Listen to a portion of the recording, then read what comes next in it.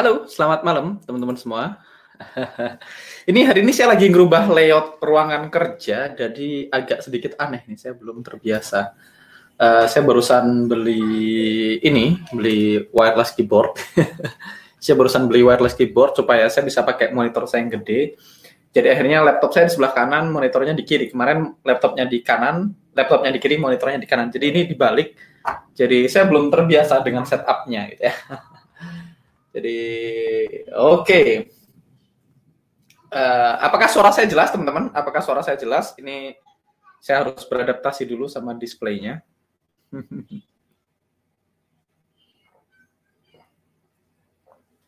Oke.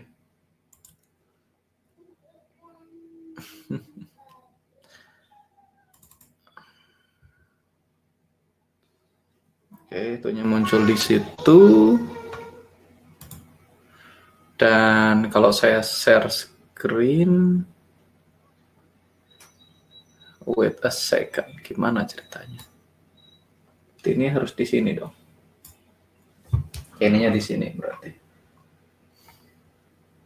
Siap, jelas, suaranya jelas, oke, aman, berarti saya akan sebentar. Saya akan share screen. Saya share yang ini, share. Oke, saya akan hide di sini dan ini kemarin kita akan geser ke sini. Alright, sekarang berarti begini metodenya. Ini saya geser dulu. Tantangannya sekarang adalah oke, nggak apa-apa. Ini hari ini aja. Besok kita rubah setupnya lagi. Saya masih penyesuaian setup, teman-teman. Jadi teman-teman, kita kemarin udah bahas cukup banyak gitu ya, teman-teman. Kita udah masuk ke spot forex mekanik gitu ya. Sebelum saya lanjut ke materi berikutnya, kemarin materi-materi hari sebelumnya ada pertanyaan nggak, teman-teman? Ada yang kurang jelas atau ada pertanyaan seputar materi-materi sebelumnya? Kemarin kita udah sampai di sini, kita udah sampai komisi, rollover dan swap, kita kemarin udah bahas, ini kemarin kita udah bahas. Kita kemarin sudah sampai di sini ya, sampai spot forex benefit. Oke, kita kemarin sudah sampai ke spot forex benefit. Oke, saya akan mengecek apakah ada pertanyaan, teman-teman. Selamat malam, Tangerang hadir. Good, jelas, tajam. I am back. Oke, aman ya, teman-teman. Saya akan minum dulu.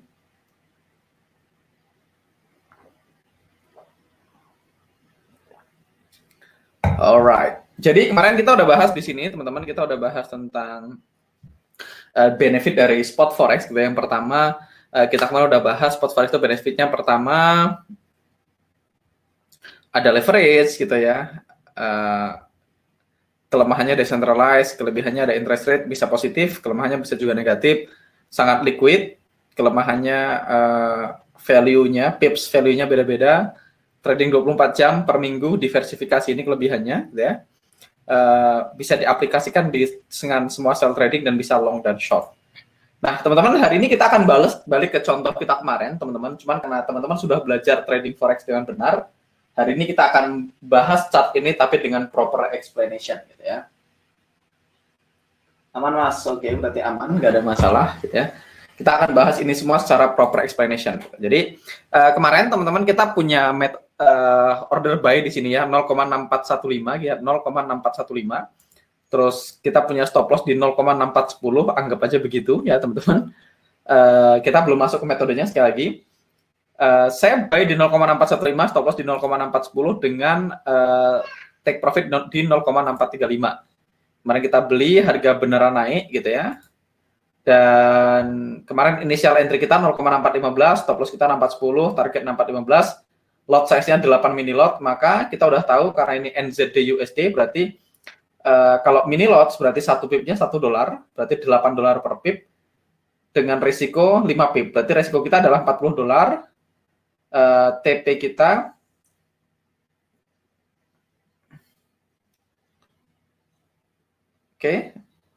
risikonya $40. Dan notional value ini adalah value yang kita butuhkan untuk uang yang seharusnya kita butuhkan untuk beli 8 mini lot. 8 mini lot ini 0,8 lot berarti ya. Kalau teman-teman ngomongin 8 mini lot ini berapa? 0,8 lot. Jadi kalau teman-teman buy 0,8 lot NZD USD gitu ya, dengan stop lossnya 5 pip karena 0,8 lot berarti resiko kita $40, maka sebenarnya teman-teman butuh 80.000 New Zealand dollar. Sekali lagi 80.000 New Zealand dollar. Karena teman-teman beli NZD USD berarti teman-teman butuh 80.000 New Zealand dollar karena ini 0,8 lot atau 8 mini lot. Karena ingat satu lot itu nilainya 100.000 base currency. Kalau saya beli satu lot NZD USD maka saya butuh 100.000 NZD. Karena saya beli 0,8 lot maka saya butuh 80.000 New Zealand dollar, atau kalau kita anggap ke USD dengan rate di sini maka butuh 51.320 dolar. Jadi sebenarnya untuk beli 0,8 lot NZD USD kita butuh deposit 51.000 dolar. Tapi karena kita punya leverage 100:1, maka kita hanya butuh margin 513 dolar untuk bisa entry transaksi ini ya. End resultnya TP-nya 20 pips gitu ya. 20 pips sama dengan 160 dolar. 160 dolar dibandingkan dengan 513 dolar balance yang kita butuhkan, maka profitnya kurang lebih 20% ROI-nya, return on investment-nya. Jadi kalau ditanya 20% dari mana? Dari 160 dolar dibagi margin yang dibutuhkan yaitu 513,20 dolar, kurang lebih gitu ya. Jadi saya ulangi lagi, karena kita beli NZD USD 8 mini lot atau 0,8 lot, maka kita sebenarnya butuh 80.000 New Zealand, atau kalau kita konversi ke USD itu 51.320 dolar. Karena kita anggap leverage-nya 100:1, maka untuk bisa entry segini teman-teman butuh 513,20. Kalau leverage-nya 500:1 berarti kita butuh 1/5-nya, butuh sekitar 102, 102,5 dolar. Nah, di sini teman-teman bisa lihat ROI-nya, karena kita profitnya 8 dolar per pip dikali 20, 160 pip, 160 dolar, maka ROI-nya adalah 20%. 20% dari mana? Dari profitnya dibandingkan dengan margin yang dibutuhkan. Ya. Oke, saya akan lihat pertanyaan. Mas Dani Luang ngirim ini. Tolong cek plan saya, ini udah bener kah? Belum terpanggil SL sih.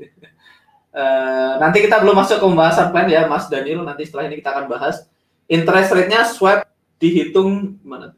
Interest rate-nya swap dihitung harian gitu Mas, atau dihitung berapa lama running posisi? Dihitung harian. Kalau teman-teman nginep, pokoknya dihitungnya setiap jam 5 pagi. Roll over itu jam 5 pagi atau jam 5 sore New York time. Maka itu adalah roll over, maka setiap roll over kita kena swap gitu ya. Sampelnya kok bisa cakep, TP-nya bisa jauh-jauh, di hitungan nyata belum TP2, harga putar balik. Oke, nanti kita masuk ke pembahasan teman-teman. Kita masuk ke pembahasan gitu ya. Nanti begitu kita masuk ke plan, kita akan banyak bahas live chart, santai aja gitu ya. Kita belum sampai ke sana, sabar.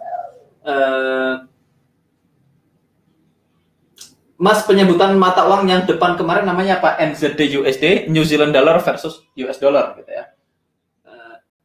USD itu adalah quote currency, NZD adalah base currency. Jadi yang di depan namanya base, yang di belakang namanya quote. Jadi yang di depan selalu base. Kalau teman-teman lihat chartnya, mana tadi? Agak jauh ke belakang. Oh, enggak sejauh itu sih. Sebentar. Teman-teman tinggal cek itu, cek di slide-nya lagi. Wait a second. Ini dia.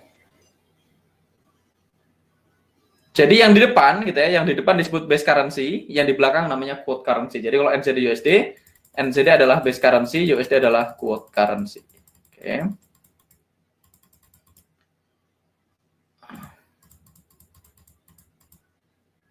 Oke, kita akan kebut balik lagi ke slide. Ini contohnya.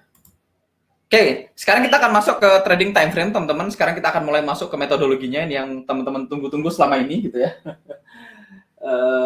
Ini tadi Mas Edi Gunawan. Kalau sampelnya kok bisa cakep, belum sampai TP2 balik lagi. Ada yang belum sampai TP2 balik lagi, ada yang belum sampai TP1 balik lagi, ada yang TP1/7, ada yang 1/8, ada yang 1/5, ada yang 1/3. Itu akan terjadi nanti di market, gitu ya.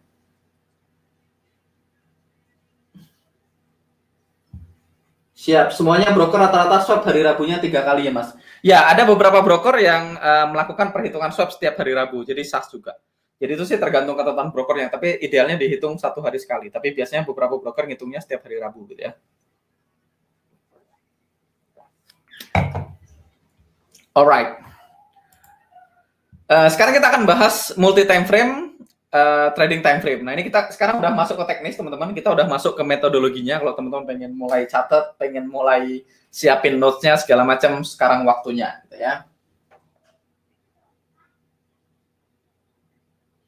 Kalau transaksi kita diperbarui setiap hari oleh broker, bukankah kita nggak kena swap? Yaitu justru swap itu adalah akibat dari rollover, Mas. Karena kita roll over maka kena swap. Swap itu adalah konsekuensi dari rollover gitu ya. Oke.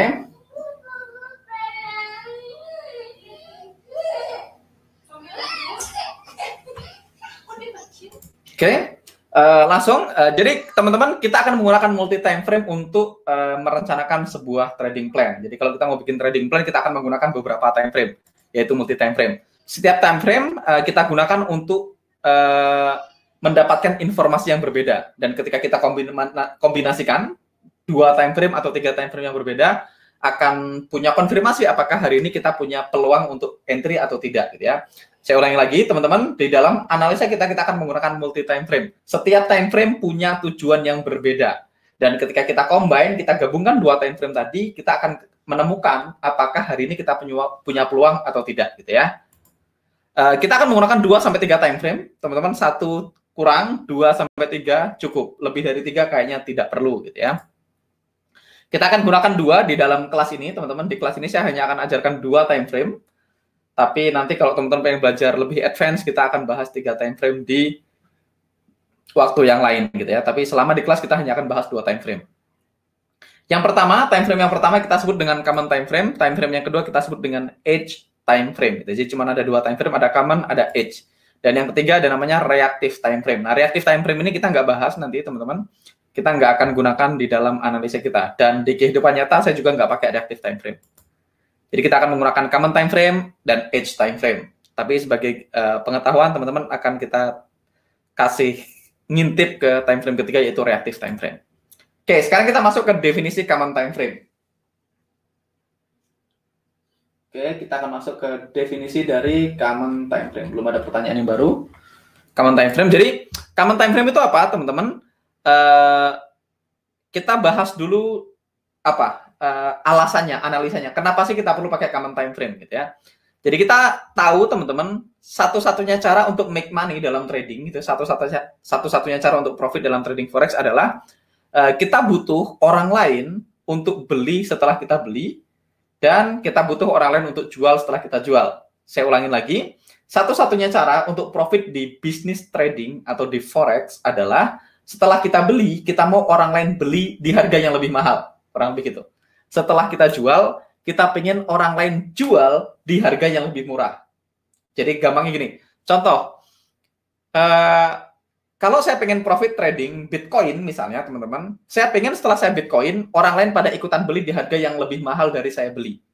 Jadi misalnya, saya beli Bitcoin di harga 30 juta misalnya, setelah saya beli di harga 30 juta, saya pengen setelah itu banyak orang beli Bitcoin di harga yang lebih tinggi. Jadi habis 30 juta ada orang lagi beli di harga 35, 36, 37, dan seterusnya, maka saya akan profit.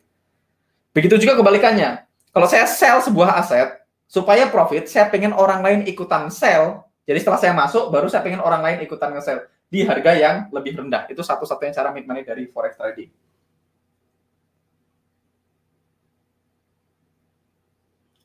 Nah, ini tadi, Mas Angga, kenapa di kebanyakan broker kalau swap nilainya bisa 2 kali lipat di hari Rabu atau Kamis? Karena beberapa broker bukan beberapa, ada banyak banget broker yang melakukan perhitungan swapnya di hari Rabu gitu ya. Jadi kalau mereka melakukan perhitungan di hari Rabu, ya kita kena pas hari Rabu. Dan tapi sebenarnya swap itu rollover itu dilakukan setiap hari, setiap jam 5 subuh gitu ya. Jadi most broker melakukannya setiap hari Rabu gitu ya. Jadi kalau Mas bilang kenapa hari Rabu dan Kamis, masuk akal. Jadi memang begitu adanya. Oke, lanjut. Karena tadi teman-teman kita punya pemikiran, kita pengen orang lain beli di harga yang lebih mahal setelah kita beli, dan kita pengen orang banyak jual di harga yang lebih murah setelah kita jual, maka kita akan menggunakan common time frame. Jadi apa itu common time frame? Common time frame adalah classical time interval yang terdapat di semua trading platform. Jadi time frame ini adalah time frame yang digunakan oleh semua orang. Jadi sekali lagi, definisi dari common time frame adalah time frame yang umum gitu ya, yang terdapat di hampir semua trading platform. Makanya common itu artinya umum, common sense, masuk akal. Jadi umum, common itu artinya umum. Jadi common time frame adalah time frame yang umum yang terdapat di semua trading platform, di mana time frame ini digunakan oleh semua orang. Yaitu contohnya adalah 15 menit di MT4 ada, di semua trading platform ada, 60 menit, 4 jam atau H4, daily, weekly, dan monthly. Ini adalah common time frame.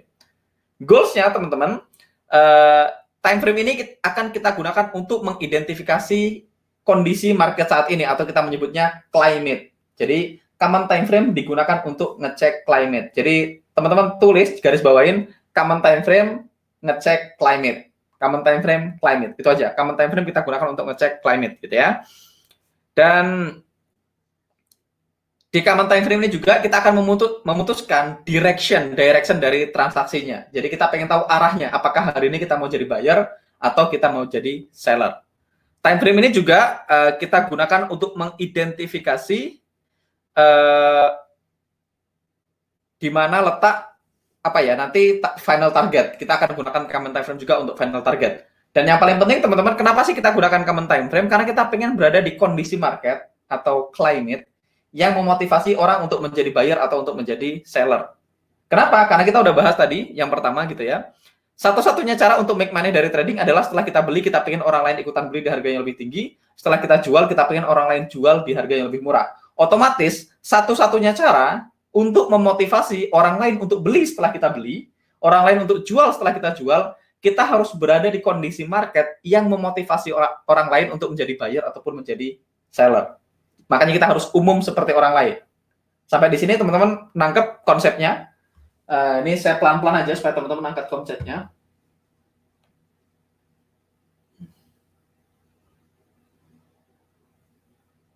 Oke. Teman-teman silahkan komen apakah teman-teman angkat konsepnya. Jadi karena kita pengen setelah kita beli orang lain ikutan beli, berarti kita harus berada di kondisi market yang memotivasi orang banyak untuk jadi buyer. Kalau kita pengen setelah kita jual, orang lain ikutan jual, berarti kita pengen berada di kondisi market yang memotivasi orang lain untuk jadi seller. Orang lain ini adalah publik gitu ya. Karena kalau teman-teman beli, terus nggak ada orang yang beli after kita, berarti kita nggak akan profit. Makanya kita pengen berada di kondisi market yang memotivasi orang lain untuk jadi buyer juga ataupun jadi seller juga. Mau tanya masa nggak? Dulu di channel YouTube-nya sampean pakai common time frame-nya atasnya untuk final target. Apa cara ini masih dilakukan?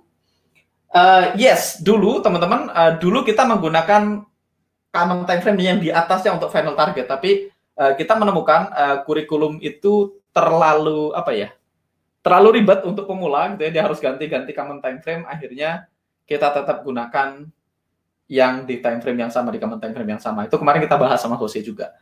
Jadi pada akhirnya kalau teman-teman mau pakai final targetnya di common time frame di atasnya juga sah gitu ya. Kalau Jose ditanya, saya akan pilih yang paling jauh. Kalau daily misalnya begini, saya common time frame-nya daily, final targetnya boleh daily, boleh weekly gitu ya. Dia pilih yang paling jauh, tapi supaya simplicity, supaya semuanya sama dan supaya tidak bingung gitu ya, kita akan ngecek climate dan final target di time frame yang sama, dan itu kurikulum yang berlaku di Tradictive gitu ya.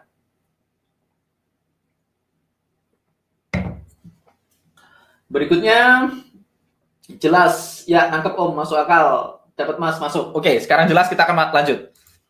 Berikutnya saya akan memperkenalkan yang kita sebut dengan edge time frame. Gitu. Ini adalah edge time frame. Dari namanya edge time frame, edge ini gunanya untuk memberikan edge. Edge ini kayak sesuatu yang orang lain punya, kita punya, itu edge. Kayak misalnya teman-teman punya jimat, itu kan edge. Orang lain nggak punya, kita punya. Kita punya nilai tambah, kita punya sesuatu yang orang lain nggak punya, yang bikin kita punya keuntungan lebih. Misalnya, ya wajar aja dia anak orang kaya, itu edge misalnya. Wajar aja dia ganteng misalnya, itu edge. Nah, kita punya edge, kita punya yang orang lain nggak punya gitu ya, namanya edge. Makanya kita punya di sini namanya edge time frame. Gunanya apa? Untuk memberikan edge. Oke. Jadi pemikiran dasarnya, entering a market should be as invisible as possible as we need sellers to buy from and buyers to sell to. Jadi ini seperti paradoks dengan yang pertama tadi, teman-teman. Kalau di yang pertama tadi kita pengen setelah kita beli, kita pengen orang lain beli. Setelah kita jual, kita pengen orang lain jual. Tapi di sisi lain, teman-teman, untuk masuk ke market, kita harus masuk di saat orang lain belum masuk. Atau dengan se-invisible mungkin. Jadi ketika entry, kita pengen tidak terlihat. Tujuannya apa? Karena kalau saya mau beli, saya butuh seller untuk jual ke saya. Kalau saya jual, saya butuh buyer untuk beli ke saya. Jadi ini dua pemikiran yang berbeda. Di pemikiran yang pertama, kita pengen berada di kondisi market yang memotivasi semua orang untuk jadi buyer atau jadi seller, supaya setelah kita beli, orang lain ikutan beli, setelah kita jual, orang lain ikutan jual. Tapi di sisi lain, teman-teman, kita pengen masuk ke market secara tidak terlihat. Kenapa? Karena kalau kita beli, saya butuh seller. Kalau semua orang beli dan nggak ada yang mau jadi seller, saya nggak akan ke-fill. Begitu juga sebaliknya, kalau saya jual, saya butuh buyer. Supaya setelah saya beli, baru orang lain beli. Kurang lebih gitu.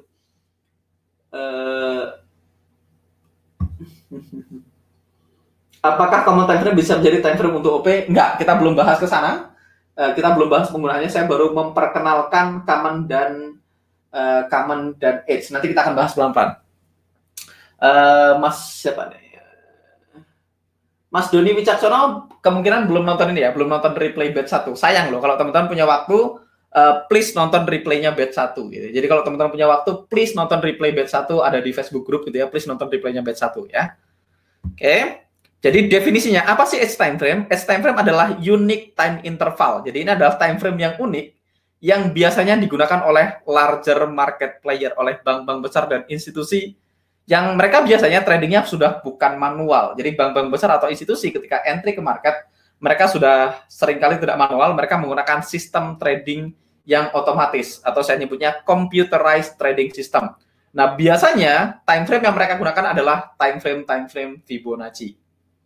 Pertanyaannya, Mas Angga tahu dari mana kalau institusi itu tradingnya pakai sistem komputer dan pakainya time frame Fibonacci?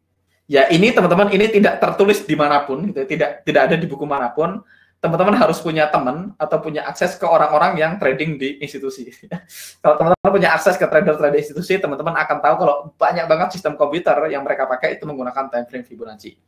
Jadi apa sih contoh edge time frame? Ya 2 menit, 8 menit, 21 menit, 55 menit, 144 menit, 377 menit, dan seterusnya. Begitu juga kita akan pakai time frame 2 tick, time frame 2 volume. Jadi ticks dan volume ini biasanya dipakai untuk trading di futures market. Ya, kalau teman-teman trading di futures market, teman-teman perlu perhatikan tick dan volume. Tapi di spot forex kita nggak akan pakai ticks dan volume. Nanti persamaannya kita akan pakai time frame range, tapi kita akan bahas after class. Ya, ini range kita nggak akan bahas di kelas. Untuk edge time frame kadang nggak terbentuk UFO, sedangkan di common time frame malah membuat UFO. Itu bagaimana pendapat Mas Angga? Contoh M55 dan 60, kadang di M55 nggak ada UFO, di 60 ada UFO. Simple teman-teman, teman putuskan dan sisanya adalah trade only what you see, not what you think. Jadi hanya trading apa yang kita lihat. Gitu ya. Kalau ragu, skip. Sesimpel itu kalau saya. Kalau saya sesimpel itu.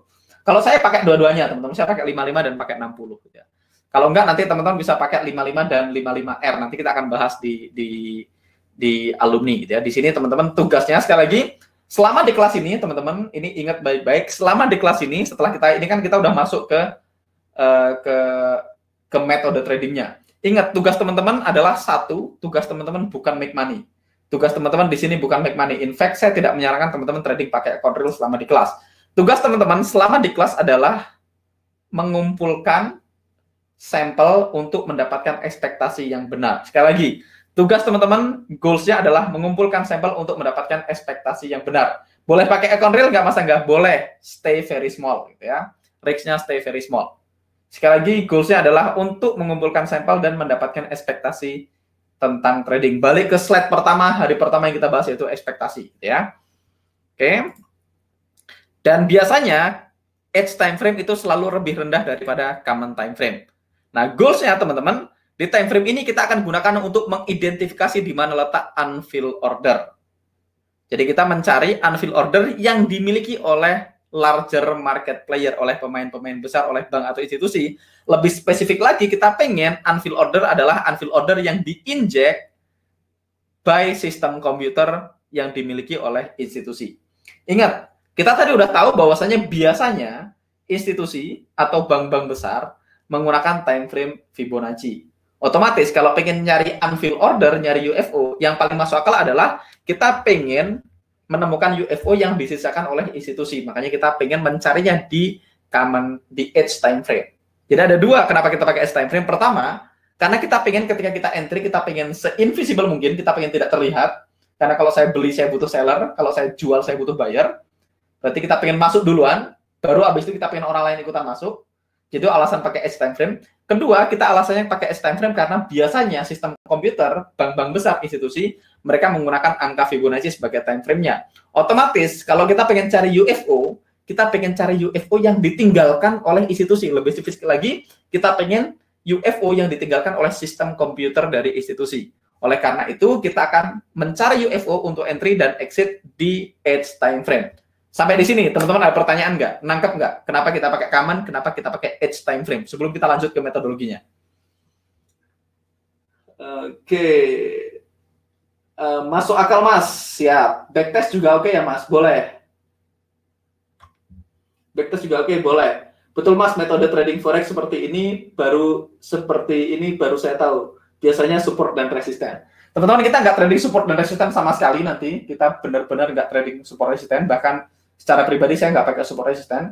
Kalau teman-teman nonton replay batch 1 kayaknya ada saya bahas, nanti kita akan bahas lagi gitu ya. Siap, Mas, nangkep, Mas. Oke, ini ada pertanyaan lagi tadi Mas Edi Gunawan. Kalau begitu berpikirnya seperti itu, 240 penggantinya 144 bedanya terlalu jauh nggak? Karena 55 ke 60 kan cuma 5 menit. Oke, karena logikanya di bawah 144, berapa time frame berikutnya? Di atas 144. Di atas 144 itu 144 ditambah 55. 144 ditambah 55 itu 21 8 21 13 tambah 8 21 tambah 13 something 38 kayaknya habis itu 55. Saya harus hitung Fibonacci-nya begitu ditanya gitu kan. Bentar. Mana kalkulatornya? Saya lupa kalau mouse yang ini nggak bisa dipakai. Oke. Kan 3 gitu ya. 3 ditambah 5. 8. 8 ini angka Fibonacci gitu ya. Ke 8 tambah 5 tambah 13 gitu ya. 13 Fibonacci, habis itu 21. Habis itu 34. Habis itu 55 gitu ya. Habis itu 76 gitu ya. Habis itu 131 gitu ya. 76, 207 gitu ya. Habis itu salah kan saya? Salah ngitungnya. Teman-teman ketika deret Fibonacci itu lebih gampang. Saya nggak apa langkah Fibonacci sebenarnya.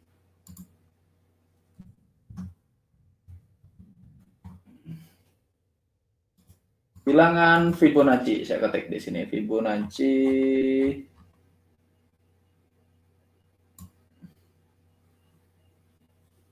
Nah, ini dia. Jadi urutannya 0, 1, 1, 2, 3, 5, 8, 13, 21, 34, 55, 89, 144, 233, 377 gitu ya. 233, 377. Kalau Mas misalnya, saya mau yang paling dekat sama 240 adalah 233, boleh nggak? Sah-sah aja, tapi saran saya dites dan ukur gitu ya. Saran saya teman-teman lakukan tes dan ukur gitu ya. Sedangkan yang kita tes adalah kita udah punya pasangannya 240 pengganti 144 gitu ya. Kalau daily kita pun pakai 377. Jadi daily itu kita pakai 377. Penggantinya daily kita pakai 377. Jadi aturannya bukan karena satu time frame di bawahnya. Kalau satu time frame di bawahnya penggantinya daily, satu hari itu berapa menit? Satu hari itu let's see. Saya cupu banget satu hari berapa menit aja nggak tahu ternyata kan. 1 jam 60 menit, satu hari 24 jam. Berarti 60 dikali 24. 60 kali 24, 1200 something. Berarti harusnya saya pakai 987 dong gitu ya. Enggak. Kita nggak pakai angka itu. Tapi kalau misalnya teman-teman mau pakai angka yang berbeda boleh nggak? Silahkan saja, silahkan melakukan tes dan ukur gitu ya. Oke. Selanjutnya saya akan masuk ke reactive time frame, teman-teman, sebelum saya jawab ke pertanyaan yang itu. Jadi reactive time frame ini gunanya gini, pemikiran dasarnya. Kadang-kadang gitu ya, unfilled order itu di cancel, kadang-kadang ditambahkan gitu ya. Sebenarnya teman-teman, kalau kita trading searah dengan climate, kita di sisi yang benar dari climate, jarang unfilled order itu di cancel. Tetapi kadang-kadang climate bisa berubah sewaktu-waktu sehingga menyebabkan unfilled order di cancel. Jadi selama kita trading searah dengan climate, biasanya unfilled order itu tidak di cancel. Tetapi kadang-kadang climate berubah sewaktu-waktu dan institusi bisa aja cancel unfilled ordernya. Oleh karena itu, kita akan menggunakan reactive time frame. Jadi ini adalah unique time frame interval yang biasanya juga digunakan oleh institusi gitu ya, Fibonacci number yang lebih rendah dari edge time frame. Jadi lebih rendah dari edge time frame-nya. Di sini gunanya kita untuk ngetes, ini untuk konfirmasi apakah UFO yang di edge time frame tadi benar-benar ada atau tidak, benar-benar bekerja atau tidak. Nah, kalau kita sebelumnya, kita biasanya nanti ketika kita entry, kita cek common time frame, kita cek edge time frame, begitu ada kita langsung entry. Kita cuma pakai dua, pakai common sama edge. Tapi kalau teman-teman pakai time frame ketiga, pakai reactive time frame, itu teman-teman nunggu konfirmasi. Jadi misalnya, let's see, misalnya saya akan bawa ini ke sini gitu ya. Saya akan masuk ke daily, segini aja. Saya akan masuk ke daily. Sebentar. Kita tunggu teman-teman. Jadi misalnya kayak gini. Ini GBP AUD gitu ya. Di 55. Jadi misalnya teman-teman ada di GBP AUD 55 gitu ya. Misalnya anggaplah saya entry di sini. Ini contoh aja biar cepat ya, kita nggak usah nyari yang lain. Oke, kita entry di sini misalnya. Saya punya area UFO di sini. Ini adalah area UFO yang akan saya gunakan. Jadi kalau saya cuma pakai climate gitu, misalnya saya ngecek climate-nya di daily, ini climate-nya udah expired ya teman-teman. Climate-nya udah expired, tapi kita punya confirm down climate, tapi sudah 26 gitu ya, sudah expired. Tergantung, kalau expired boleh entry nggak mas, tergantung tipenya. Nanti kalau konservatif udah nggak boleh, kalau agresif boleh entry ya. Oke. Kalau teman-teman punya climate-nya confirm, terus teman-teman ke 55 edge time frame, di sini kita mencari area unfilled order dari institusi. Misalnya ini adalah area unfilled order-nya gitu ya. Sekali lagi ini hanya contoh. Kalau kita hanya pakai edge time frame, kita bisa langsung entry di sini. Kita entry di sini, kita punya stop loss beberapa pips di atasnya. Saya ngacak aja biar cepat aja. 52 ditambah 759. Misalnya saya punya entry di situ gitu ya. Stop loss-nya di situ gitu ya misalnya. Ada entry di sini, stop loss-nya di sini. Anggap aja begitu ya. Nah, ini saya langsung entry punya stop loss di sini dan TP1 di sini. Ini kalau saya pakai edge time frame only. Tapi kalau teman-teman pakai common time frame gitu ya, ini harus saya singkirkan, ini lumayan mengganggu konsentrasi. Jadi kalau saya pakai common reactive time frame, teman-teman, saya tidak langsung entry, tapi saya akan turun ke 21 menit gitu ya. Di 21 menit saya mencari area UFO yang diciptakan oleh time frame ini. Jadi saya nggak langsung entry, tapi saya tunggu ketika harga masuk ke area saya di time frame 21 menit, apakah saya menemukan area UFO baru. Misalnya saya replay, saya mundurin gitu ya. Nah, begitu harga masuk ke area saya nggak langsung entry, teman-teman. Saya tunggu. Ketika harga masuk ke area gitu ya, ketika harga sudah di dalam area, kita akan menunggu UFO baru yang terbentuk. Kita nunggu bukti. Ada nggak UFO di sini? Di cancel nggak sama institusi? Kita nunggu UFO baru di sini. Makanya kita sebut dengan reactive time frame. Begitu kita menemukan UFO baru, maka kita akan react. Gitu ya, nanti. Nah, kita belum menemukan UFO di sini. Oh, itu UFO-nya warnanya hijau tadi. Oke, belum ada. Nah, kalau belum ada, berarti kita tidak entry. Ya.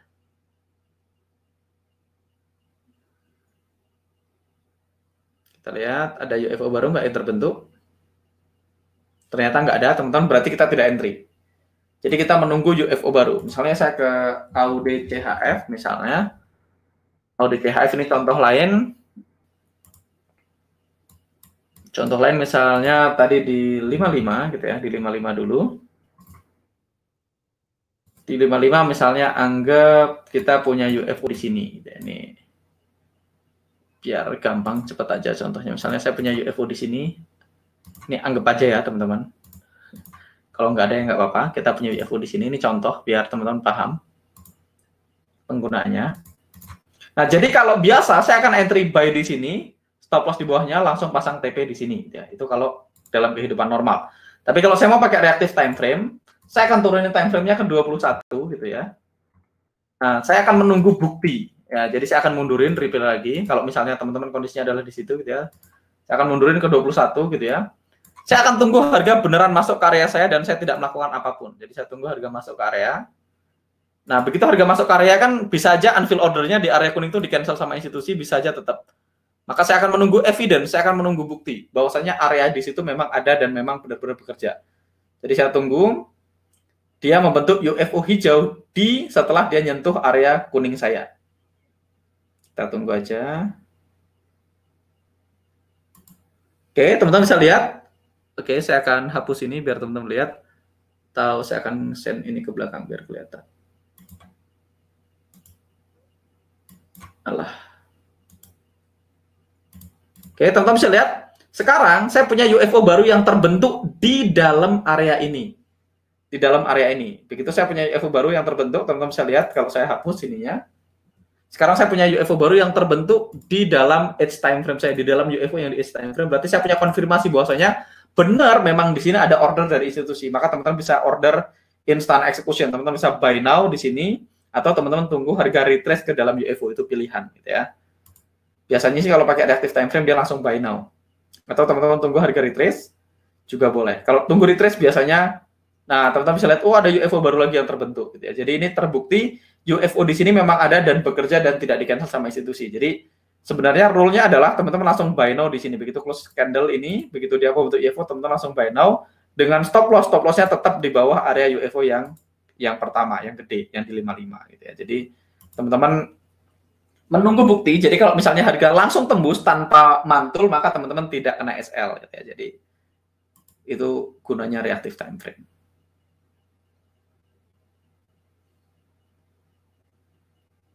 Oke. Oh, dia sekarang naik kan karena kita masuk ke reactive time frame gitu ya, dia sentuh yang itu. Jadi kalau saya gambar gitu ya, teman-teman, kalau saya gambar di sini aja gitu ya. Kalau saya gambar gitu ya, saya akan punya 3 time frame. Ini yang pertama. Ini yang kedua gitu ya. Yang ini namanya common gitu ya. Common. Ini kita gunakan untuk common, kita gunakan untuk climate, cek climate gitu ya. Berikutnya di sini ada edge. Ini gunakan untuk entry gitu ya. Nah, ini punya teman-teman punya pilihan kalau mau pakai di sini reactive time frame. Reaktif ini untuk konfirmasi dalam kurung opsional. Ini pilihan gitu ya. Jadi misalnya teman-teman cek, oke, di H1 dia up climate-nya up. Nah, ternyata di sini kita punya area UFO. Misalnya di 55 kita punya area UFO seperti ini misalnya. Ini contoh, saya punya UFO di sini. Maka saya punya pilihan, saya langsung entry. Di sini adalah saya bisa langsung entry di sini gitu, ini entry. Dan saya punya stop loss, misalnya stop loss-nya di bawah sini. Dan saya punya TP di atas ini misalnya, contoh ya. Saya punya TP di, let's see. Saya punya TP di atas ini. Nah, ini kalau teman-teman pakai edge time frame. Jadi begitu harga masuk, teman-teman berasumsi harga mantul dan kena TP. Ini opsi 1. Atau kemungkinan kedua, harga masuk dan langsung bablas gitu ya, kena SL kita. Jadi bisa jadi harga mantul dan kita profit gitu ya ke atas, atau harga langsung turun ke bawah dan kita SL gitu ya. Nah, ini kemungkinannya cuma 2. Nah, kalau teman-teman pakai reactive time frame, begitu harga masuk ke sini gitu ya, harga masuk ke sini, teman-teman tidak langsung pasang entry, tapi teman-teman tunggu. Jadi teman-teman tunggu di dalam area kuning gitu ya, di dalam area di edge time frame. Ketika harga masuk gitu ya, ada nggak UFO yang terbentuk? Kalau dia masuk gitu ya, terus dia membentuk UFO. Kalau dia masuk dan misalnya dia membentuk UFO baru gitu ya, maka teman-teman baru order di sini. Begitu terbentuk UFO baru teman-teman instant execution dengan stop loss tetap sama, stop loss tetap di bawah area. Tapi teman-teman langsung order buy now. Artinya jika ini terjadi, jika harga langsung lewat dan langsung nembus, kita tidak perlu SL karena kita hanya membuktikan apakah di sini benar-benar ada UFO-nya atau tidak. Apakah UFO-nya di-cancel atau tidak. Kalau harga mantul, berarti terbukti UFO-nya tidak di-cancel. Makanya begitu terbentuk UFO baru, kita baru entry. Tapi kalau harga ternyata langsung tembus tanpa menciptakan UFO di time frame yang lebih kecil, berarti kita tidak perlu entry, kita tidak kena stop loss. Jadi itu adalah reactive time frame. Oke, reactive time frame ini punya kelebihan dan punya kekurangan, teman-teman. Kelebihannya, teman-teman akan lebih jarang kena SL kalau pakai reactive time frame, karena teman-teman nunggu konfirmasi dulu. Kelemahannya, pertama, teman-teman harus nungguin chart. Kedua, kadang-kadang kita miss peluang, karena kita harus instant execution, kadang-kadang harga cuman kiss, area langsung terbang lagi, gitu ya. Misalnya kondisinya seperti ini. Mana tadi ini tidak perlu, kita keluarin aja. Misalnya tadi seperti ini, kadang-kadang teman-teman, kadang-kadang harga cuman kayak kiss doang langsung lari gitu, langsung lari jauh. Nah kalau kasusnya seperti itu pakai reactive time frame nanti nggak dapat entry, nggak dapat order gitu. Dan seperti segala sesuatu di muka bumi ini selalu ada pro dan kontranya. Itu adalah pro dan kontra dari reactive time frame. Sekali lagi reactive time frame ini tidak wajib, teman-teman, ini opsional, ini hanya diperlukan kalau teman-teman orangnya sangat konservatif. Saya secara pribadi tidak pakai dan ini tidak kita ajarkan di kelas ya. Teman-teman kita ajarkan nanti di alumni atau teman-teman bisa nonton Jose Blasco. Jose Blasco ngajar cara pakai reactive time frame. Jose juga kayaknya nggak pakai reactive time frame. Jadi sekali lagi this time frame is optional and is normally used by conservative trader looking for additional evidence. Jadi ini hanya digunakan oleh orang yang sangat konservatif kalau dia pengen melihat bukti, gitu ya. Bukti apakah areanya benar-benar bekerja atau tidak, gitu ya. Oke, sekarang kita masuk ke kenapa institusi ingin tidak terlihat ya, supaya karena gini, kalau dia mau beli harus ada yang jual, teman-teman.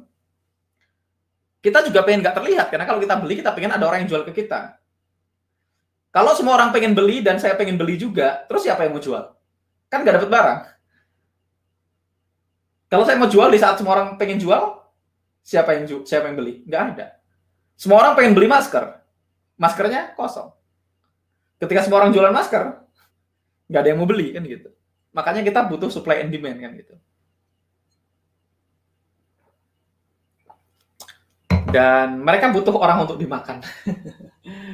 Oke, malam semuanya, nangkap Jos. Mas, apakah UFO yang tercipta itu memang pasti dari area institusi atau bisa dari retail trader juga, Mas, area UFO-nya? Selama ada imbalance, teman-teman, selama ada imbalance, tetap akan meninggalkan UFO. Selama ada imbalance, selama ada ketidakseimbangan antara supply dan demand, maka akan menciptakan unfilled order. Nah, unfilled order ini bisa ditinggalkan oleh institusi. Ingat, institusi itu ada yang besar, ada yang lebih besar lagi, ada yang lebih besar lagi, ada yang besar banget. Gitu. Jadi institusi itu pasti besar, jelas tidak retail, tapi ingat, di atas institusi yang besar ada institusi yang lebih besar lagi. Dan semua bank itu punya kepentingan masing-masing. Kayak di Indonesia aja banknya ada berapa? Ada bank sentral, ada bank komersial, dan semua bank punya tujuan masing-masing. Kayak bank sentral seringkali tujuannya untuk memproteksi mata uang negaranya. Kayak kemarin ketika rupiah terlalu lemah gitu ya, dolar terlalu mahal, BI intervensi, ya dia akan intervensi. Tujuannya jelas bukan make money, tujuannya adalah untuk menstabilkan mata uang. Jadi institusi punya kepentingan masing-masing. Jadi institusi juga bisa loss gitu ya, bisa loss. Tapi kemungkinan dia loss lebih kecil karena institusi kalau trading mereka lebih suka trading dari retail gitu ya, dari market. Oke.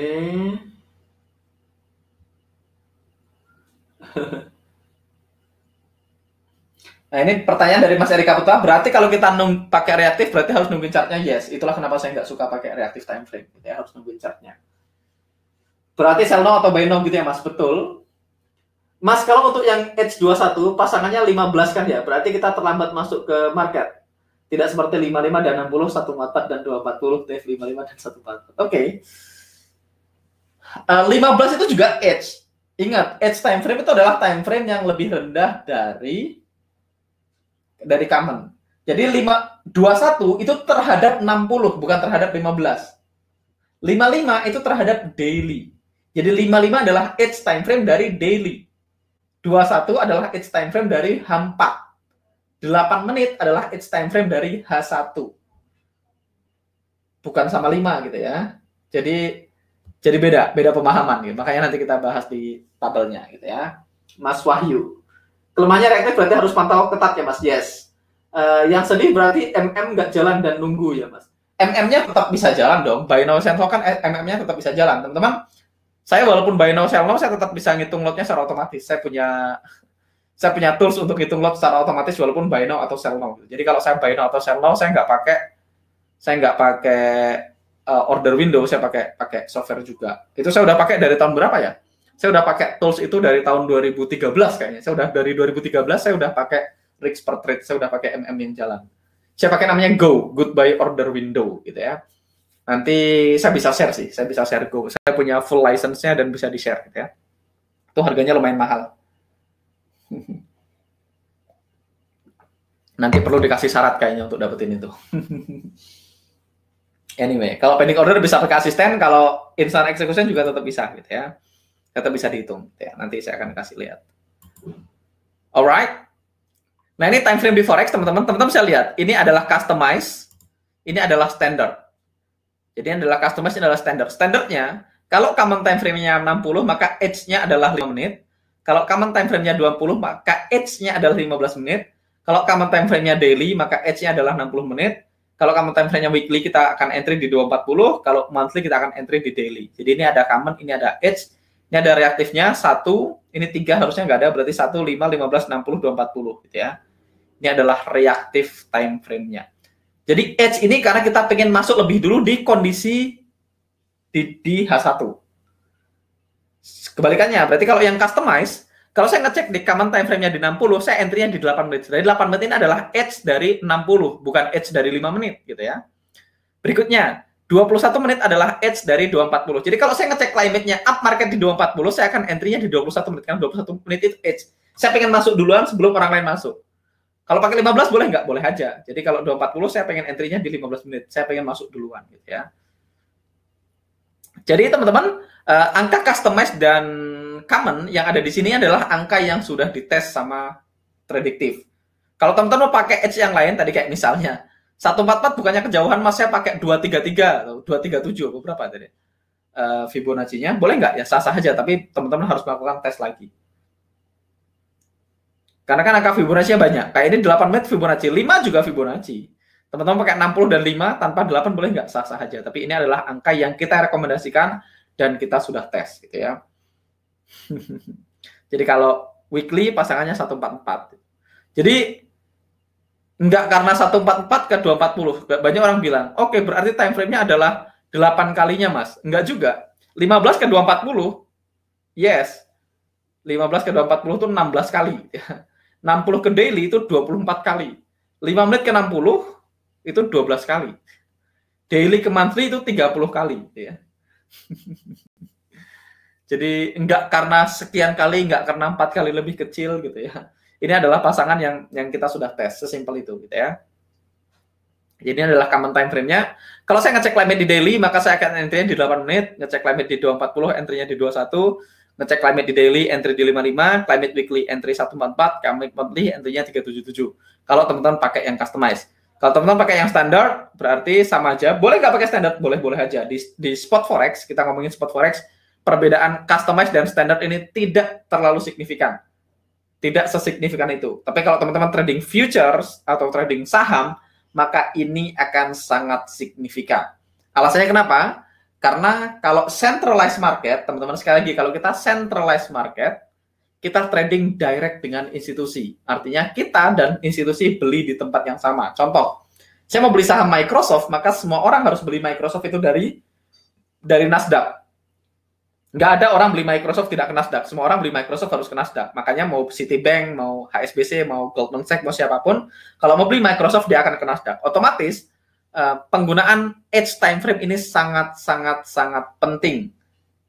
Kedua, Fibonacci time frame ini jadi sangat penting karena kita langsung dengan institusi maka buffer stop loss-nya bisa sempit banget kalau trading di future. Karena di future ada sistem antrian gitu ya, sistem antrian. Jadi kita bisa buffernya cuman mepet banget. Jadi SL kita bisa mepet banget sama area. Tapi kalau di spot forex, teman-teman, di spot forex, satu, kita adalah decentralized market, tidak ada pusatnya. Kedua, di spot forex itu kita tidak trading direct dengan unfilled order dari institusi. Jadi kita hanya trading dengan area-area dari institusi. Range-nya. Karena institusi itu tidak trading di broker yang kita pakai. Sekali lagi saya ulangin, institusi tidak trading di broker yang kita pakai. Kalau teman-teman hari ini trading di Hot Forex, di Primus, di FBS, di XM, Instaforex, atau broker apapun, Goldman Sachs kalau beli Euro USD, dia tidak beli lewat Hot Forex. Dia tidak beli lewat broker-broker retail yang kita pakai. Makanya, kita butuh buffer. Makanya buffer stop loss-nya perlu lebih banyak, lebih lebar. Karena dia decentralized dan karena harganya tidak sama persis dengan harga yang kita beli. Institusinya tidak di situ persis.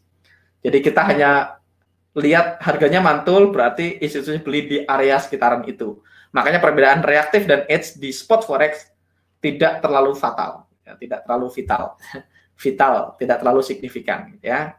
Jadi kalau di spot forex mau pakai standar boleh, mau pakai customize juga boleh, pilihan, gitu ya. Itu pilihan. Oke, berikutnya saya akan bahas trading time frame per style gitu ya. Kalau teman-teman adalah seorang intraday, teman-teman kemarin ingat nonton video sebelumnya, baca slide sebelumnya, intraday itu apa? Kalau teman-teman intraday, teman-teman bisa pilih antara dua ini. Kalau teman-teman adalah seorang intraday yang sangat aktif, teman-teman bisa entry di 60 atau 240 untuk ngecek limit, entry-nya di 8 menit atau 21 menit gitu ya. Ini yang kita gunakan untuk entry, ini untuk ngecek limit, ini intraday. Tapi kalau teman-teman pakai standar time frame boleh juga, entry-nya di 5 atau 15, limit-nya di 60 atau 240. Ini adalah intraday. Kalau teman-teman adalah seorang swing trader, dibagi dua lagi. Ada swing yang sedikit aktif gitu ya. Swing yang lebih aktif, dia boleh pakai 240 dan 21. Jadi 240 dan 21 ini boleh swing, boleh intraday. Bisa swing, bisa intraday gitu ya. Tapi kalau teman-teman swing yang lebih long term, teman-teman bisa pakai daily dan 55. Saya secara pribadi lebih sering di daily dan 55 gitu ya. Saya seorang swing. Kalau teman-teman mau lebih ke position trader gitu ya. Position trader ada dua pilihan, boleh daily dan 60, boleh weekly dan 240. Jadi weekly 144, daily 55. Jadi daily ini bisa swing, bisa position gitu ya. Ada dua pilihan. Dan yang terakhir kalau teman-teman adalah seorang long term investor, maka teman-teman pakai monthly dan daily. Atau monthly dan 377. Jadi ini adalah pilihan time frame-nya per style. Jadi teman-teman tahu sekarang, Mas saya seorang day trader, berarti pilihannya dua. Mau 240 dan 15, atau 60 dan 5. Atau kalau customize berarti 240 dan 21, 60 dan 8. Mas saya adalah seorang swing trader, swing pilihannya dua, 240 dan daily. Tapi kalau saya position trader, boleh dua juga, boleh daily, boleh weekly. Tapi kalau investor berarti monthly, common-nya. Edge-nya tinggal dipilih pasangannya aja. Oke, saya akan masuk ke Q&A. Oke.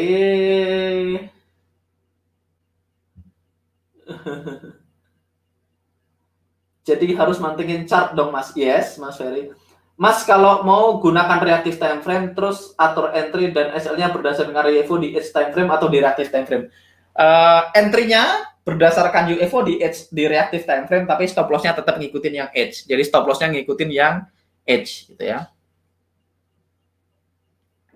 Reaktif itu hanya sebagai evidence, stop loss-nya ngikutin edge time frame-nya. Oke. Entry-nya begitu ada UFO baru yang terbentuk ketika harga masuk ke dalam UFO di edge time frame. Mudah-mudahan nangkap. Mas, siapa nanya tadi? Mas Andi Sultan. Ya, ini Sultan yang nanya. Bukan deh, Mas Sucipto Kurniawan yang nanya. Mas Andi Sultan, kalau punya order taker, reactive time frame menjadi bagian dari job desk-nya, Mas. Tunggu agar terpanggil dan tunggu konfirmasi lagi. Yes, saya pakai order taker, tapi order taker saya tetap tidak pakai reaktif. Saya hanya pakai dua, saya hanya pakai common dan edge. Saya tidak pakai reactive time frame. Oh, sudah terjawab. Oke. Yang sedih lagi kalau harga kiss terus mantul. Ya. Kalau harga kiss terus mantul berarti miss the trade. Ya, itu kelemahan dari reaktif. Jadi kelemahan reaktif, satu harus nungguin, dua harus instant execution, tiga bisa kehilangan transaksi. Kelebihannya kemungkinan SL yang tidak perlu dikurangin. Jadi kalau harga terus tembus langsung SL, kita nggak entry. Ya. Jadi plus minus. Saya secara pribadi nggak pakai reaktif. Kalau teman-teman memilih untuk pakai, silakan. Oke, Mas Zidan.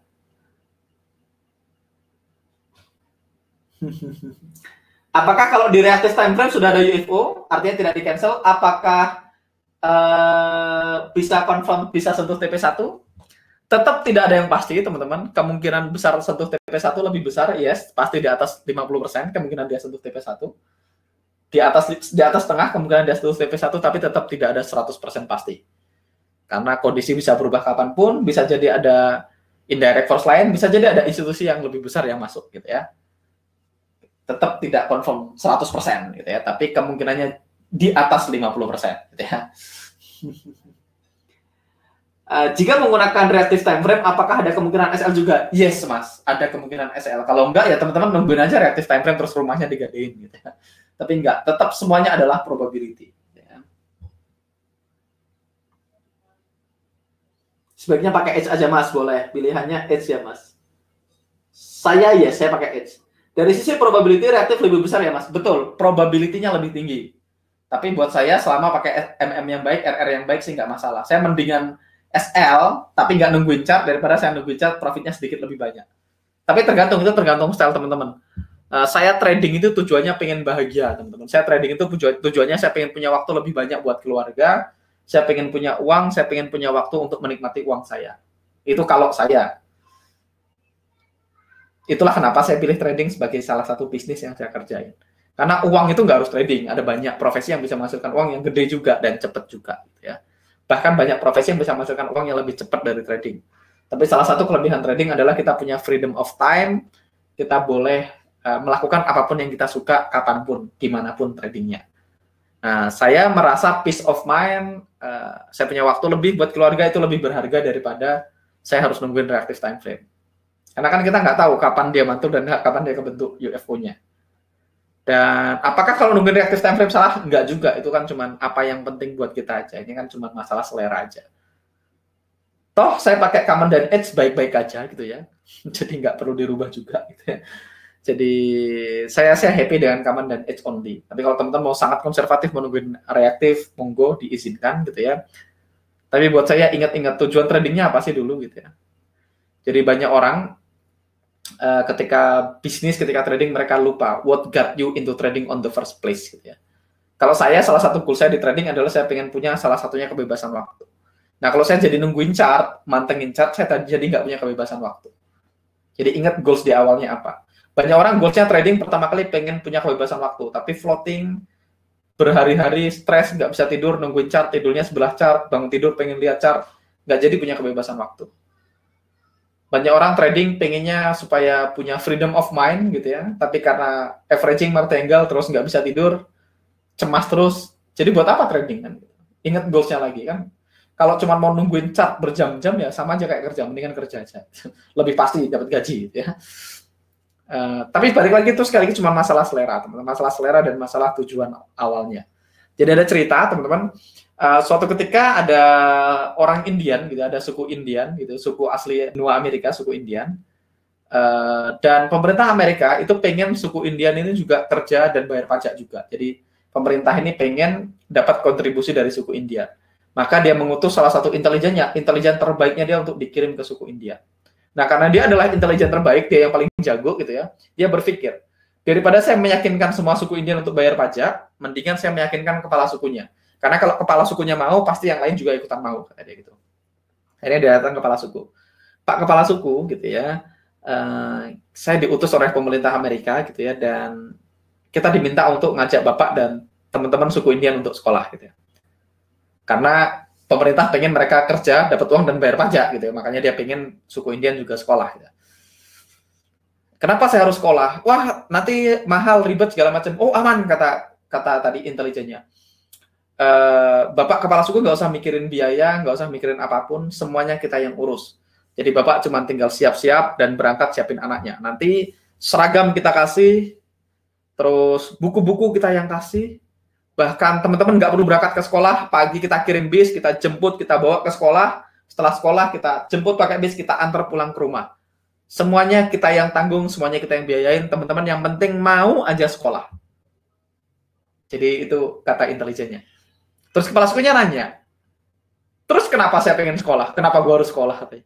Supaya Pak kepala suku dapat pendidikan yang layak, supaya tahu banyak hal. Kenapa gue pengen punya pendidikan yang layak, kata dia. Kenapa gue harus sekolah? Karena supaya punya pendidikan yang layak. Kenapa gue pengen punya pendidikan yang layak, katanya? Ya supaya setelah lulus sekolah punya pendidikan yang layak, Pak Kepala Suku dan teman-teman suku Indian bisa dapat pekerjaan yang layak. Terus kenapa emang gue pengen punya pekerjaan yang layak? Supaya kalau punya pekerjaan yang layak, punya bayaran yang layak, punya gaji yang tinggi. Kenapa saya pengen punya gaji yang tinggi? Supaya bisa nabung dan bisa pensiun dengan tenang. Kata si ininya, kata si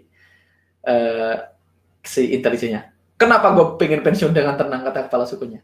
Supaya Bapak bisa nyanyi tiap hari, mancing tiap hari tanpa harus mikirin kebutuhan hidup.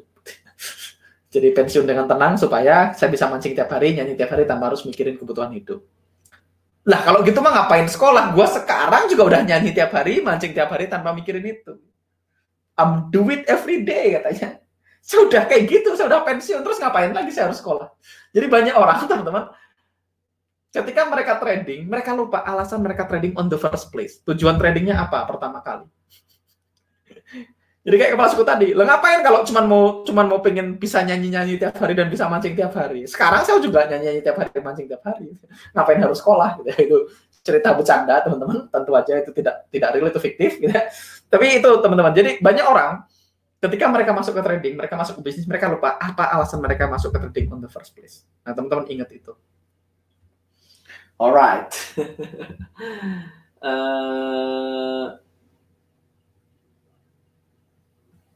Mas Angga, jadi rule-nya belinya satu candle setelah UFO di edge time frame-nya muncul. Ini rule yang mana nih?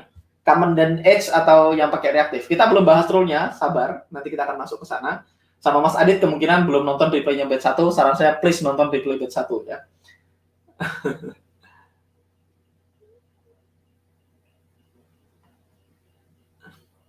Kalau unloader bisa di cancel, jadi UFO yang terlalu lama kemungkinan besar kosong ya.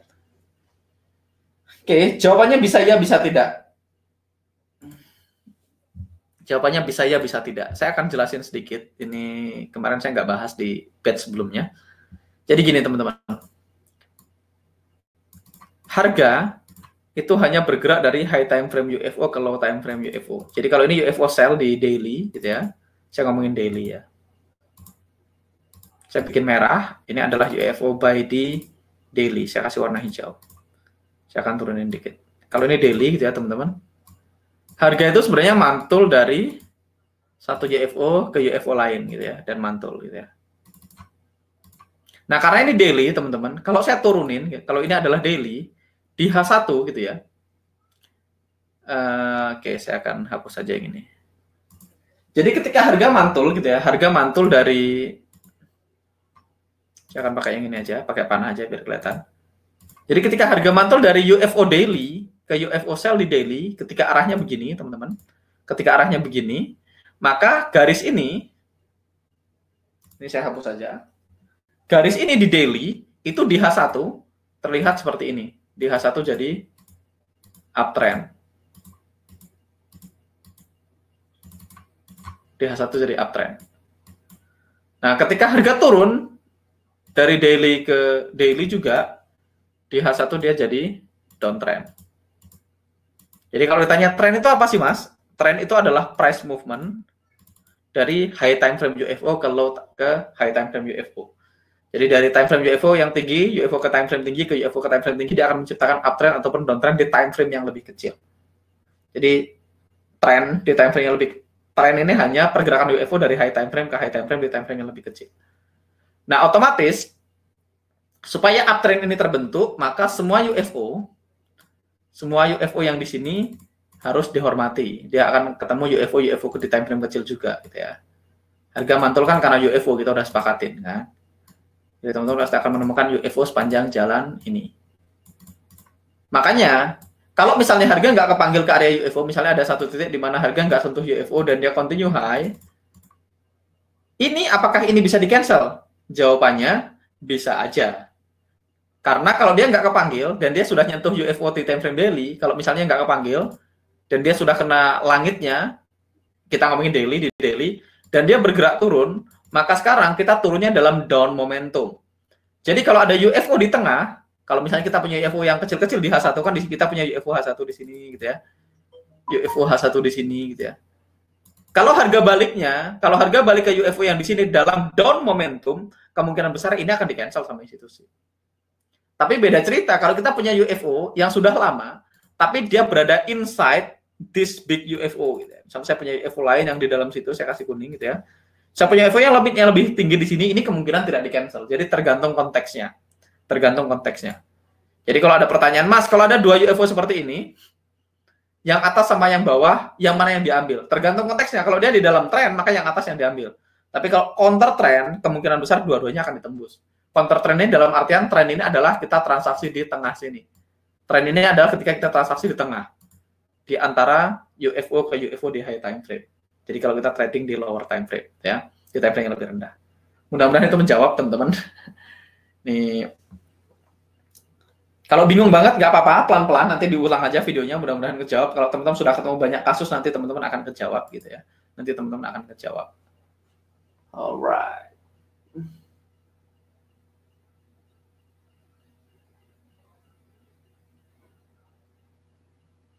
Mas Engga pernah cerita juga di YouTube kalau area supply and demand di dead zone probability-nya kurang ya. Lalu kalau dead zone itu berarti yang buat harga running bukan institusi. Jadi gini, dead zone, kalau dead zone bukan institusi. Jadi base kan candle itu udah bahas kemarin. Kalau candle panjang-panjang gitu ya, itu udah pasti kosong. Kalau candle hijau kayak gini udah pasti kosong. Candle merah kayak gini udah pasti kosong. Candle yang Marubozu kayak gini udah pasti kosong. Nah, candle kecil adalah candle yang ekornya lumayan panjang gitu ya. Candle kecil. Lama-lama saya bisa gambar candle nih, lumayan juga kan. Candle kecil ini biasanya adalah institusi. Tapi candle kecil ini ada 2 kemungkinan. Kemungkinan satu, institusi lagi accumulation order, bentuknya kayak gini, atau dead zone. Dead zone itu dalam artian karena market lagi nggak ada orang aja, lagi nggak ada transaksi, maka candlenya juga kecil.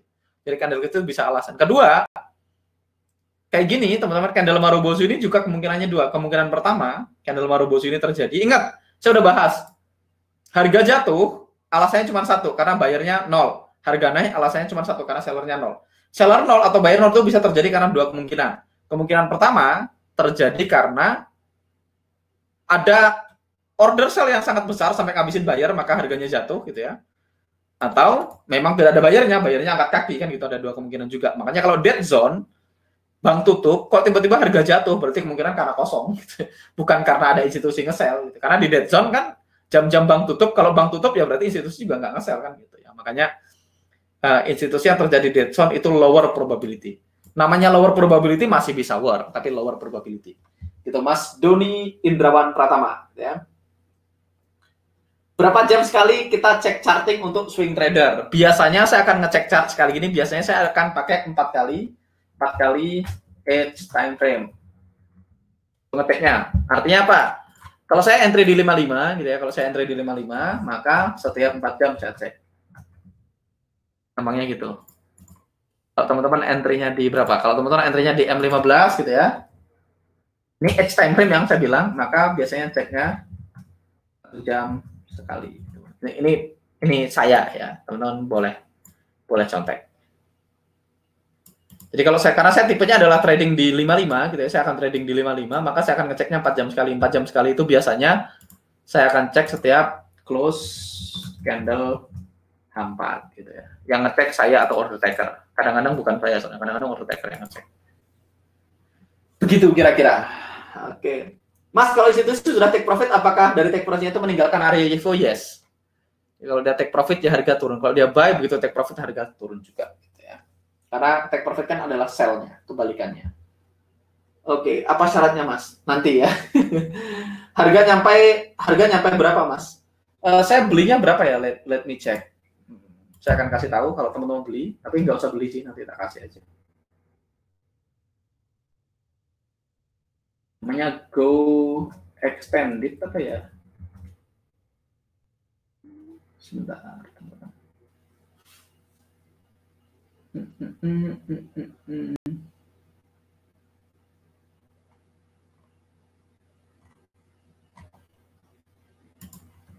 saya belinya di sini. Nah, saya akan tunjukin. Saya pakai ini, teman-teman ada banyak pilihan sih, sebenarnya bukan pakai ini, ada namanya TOC, Trader on Chart gitu ya. Ada namanya TOC, saya pakai MetaTrader, oh bukan ini, sorry. MetaTraderProgrammer.com. Oh, nggak salah ini ya, di sini saya pakai ini ready-made software Go4. Saya bukan pakai Go4. Bukan yang ini, teman-teman, saya nggak pakai yang ini, saya pakai yang Go Extended. Let's see. No, bukan ini. Ready-made software. Go4. Bukan ini, saudara-saudara. Saya googling aja Go Extended MetaTrader Programmer.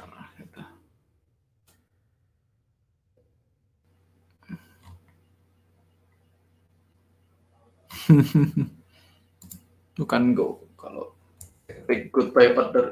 goodbye order window.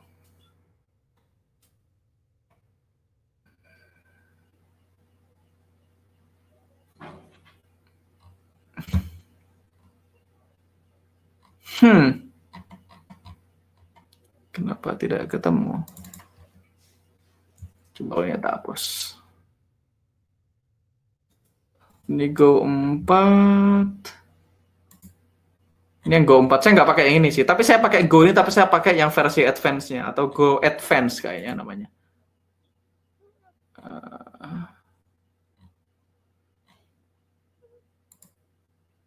Kayaknya nggak tahu, saya belinya udah lupa lagi. Saya pakainya Go Advance. Go Advance gitu ya. Di mana ya?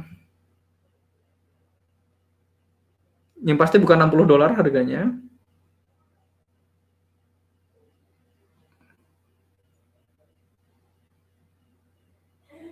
Jadi ini juga bisa dipakai teman-teman, ini yang normal Go yang ini, yang saya pakai script lebih banyak, lebih kompleks lagi. Tapi saya pakai namanya Go. Saya pakai dari perusahaan yang sama, dari MetaTraderProgrammer.com, tapi dia nggak cantumin di sini.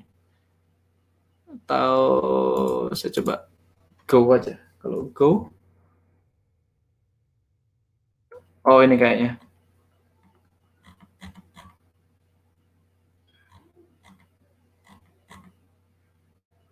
Nah ini yang kayaknya ya, saya pakai yang ini nih. Saya pakai yang ini. Saya pakai ini, harganya $120 kalau teman-teman mau beli. $120 kalau teman-teman mau beli, harganya $100. Saya pakai Go. Yang ini namanya Go apa? Ini namanya Go versi apa? Kalau ini dia pakai line-line kayak gini. Jadi teman-teman bisa, ada banyak hal yang teman-teman bisa lakuin. Yang pertama, ini ada scriptnya untuk opening dan closing market or pending order. Ini. Terus teman-teman bisa pakai simultaneous orders gitu ya. Open as many order as you want. Each order can be handled individually. Go keeps them all separate gitu ya. Kita bisa pakai preset value lot size, stop loss dan take profit. Kita bisa set stop loss dan take profit visually before you enter. Kita bisa pakai line. Kita bisa adjust stop loss dan take profit with mouse after you enter gitu. Jadi kita geser. Terus dia punya advanced money management gitu ya. Bisa pakai tipe 0, pakai fixed lot size, bisa pakai tipe 1. Tipe 1 ini bisa pakai risk amount, terus kita bisa pakai persen gitu ya. Kita bisa macam-macam. Ini pakai persen, ini pakai amount gitu ya. Ada tipe 3. Kita yang tentukan lot size-nya misalnya open 0,3 gitu ya. Terus misalnya kita ada shortcut untuk increase atau decrease risk gitu. Kita bisa punya banyak macam-macam ini teman-teman bisa lihat. Kita bisa punya 3 take profit dan 3 stop loss gitu ya.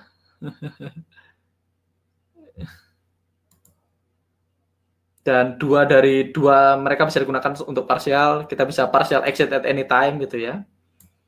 Terus kita punya advance break even gitu ya.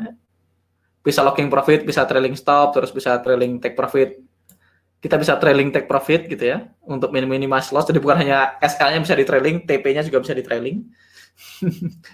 Kita punya virtual stop loss dan take profit gitu ya. Kita bisa operate on stealth mode. Jadi stealth mode ini kalau brokernya punya stop loss hunter gitu ya. Kalau brokernya adalah stop loss hunter, kita bisa pakai stealth mode gitu ya. Jadi stop loss sama TP-nya tidak kelihatan. Ya, jadi brokernya nggak bisa lihat SL sama TP kita gitu ya.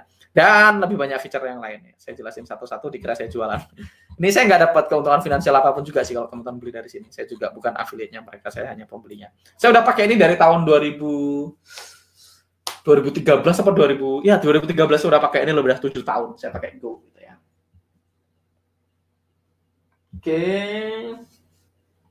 Berikutnya, kalau pakai reactive time frame, stop loss-nya ikut rival UFO di common time frame atau rival UFO di stop loss. Stop loss-nya pakai live UFO di edge time frame, Mas. Ngikutin UFO di edge time frame, Mas Pandu ya. Putus-putus. Lebih baik pakai yang standar atau customize ya, jelas lebih baik yang customize. Customize lebih baik. Saya akan ngintip slide dulu sebelum saya lanjut. Saya ingin lihat materi habis ini apa. Ya, habis ini besok kita masuk ke trading metodologi. Jadi kita simpan buat besok trading metodologinya. Ini udah 1 jam, saya akan jawabin pertanyaan dulu. Mas, kalau kita pakai edge time frame-nya 55, entry-nya di 60, yes, boleh di MT4-nya entry di 60. Mas, kalau saya common time frame-nya 240 saat di edge time frame, apakah saya berarti harus menggunakan EMA 9 di 240 atau tetap di daily? Di 240, Mas. Jadi EMA 9 kita pakai di common time frame, Mas Gary ya. Beli lewat mana, Mas, institusi? Ya, institusi belinya lewat bank-bank. Jadi seringkali institusi adalah liquidity provider dari bank, mereka adalah bank besar juga. Jadi mereka nggak pakai broker retail seperti kita. Jadi ada beberapa broker yang memang didesain untuk institutional order juga ada juga. Itu. Mas Angga dulu pernah sampaikan bahwa indikator volume di decentralized market tidak mempunyai arti. Apakah itu artinya di centralized market seperti stock volume bisa memberikan informasi yang berarti ke kita? Yes, Mas Wahyu, betul. Jadi kalau di spot forex gitu ya, spot forex artinya decentralized market, volume itu nggak ada gunanya. Karena 2 alasan. Pertama, nggak ada satu orang yang bisa bilang volume spot forex hari ini berapa. Karena ada transaksi di mana-mana, transaksinya beda-beda. Dan kedua, volume yang teman-teman lihat di MT4 gitu ya, indikator teman-teman, volume itu hanya merefer pada volume yang terjadi di broker tersebut. Sedangkan volume yang terjadi di broker tersebut, itu nggak ada apa-apanya dibanding volume secara umum. Sedangkan kalau kita trading centralized market, maka kita bisa pakai volume. Volume di centralized market ada gunanya. Gunanya juga bukan untuk UFO sih, gunanya sebenarnya cuma untuk apakah ini adalah day trading, day session ataupun overnight session, itu penting. Jadi volume itu digunakan untuk melihat apakah dia terjadi di day session atau overnight session. Tapi secara umum kalau kita ngomongin di decentralized market, yes, sedikit ada gunanya gitu ya. Sekali lagi nggak terlalu signifikan juga. Mas, kalau misalnya banyak retail trader menggunakan strategi UFO ini, apakah ada efeknya buat institusi? Mostly enggak sih, tergantung banyaknya berapa. Mostly enggak akan terlalu, karena sekali lagi, institusi sama retail itu perbandingannya bumi dan langit, teman-teman. Semua retail digabungin jadi satu juga nggak lebih gede dari institusi. Apalagi kalau sebagian kecil retail trader cuma. Dari jumlah trader di Indonesia sama yang pakai UFO itu nggak sebanyak itu yang pertama. Jadi nggak akan terlalu ngaruh.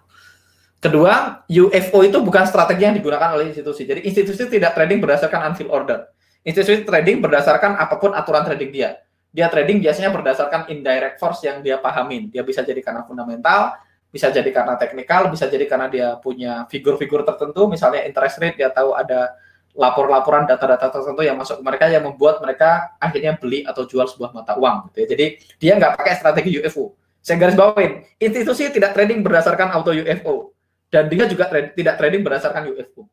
Jadi yang nanya, Mas, institusi tradingnya pakai supply and demand? Enggak, institusi itu supply and demand.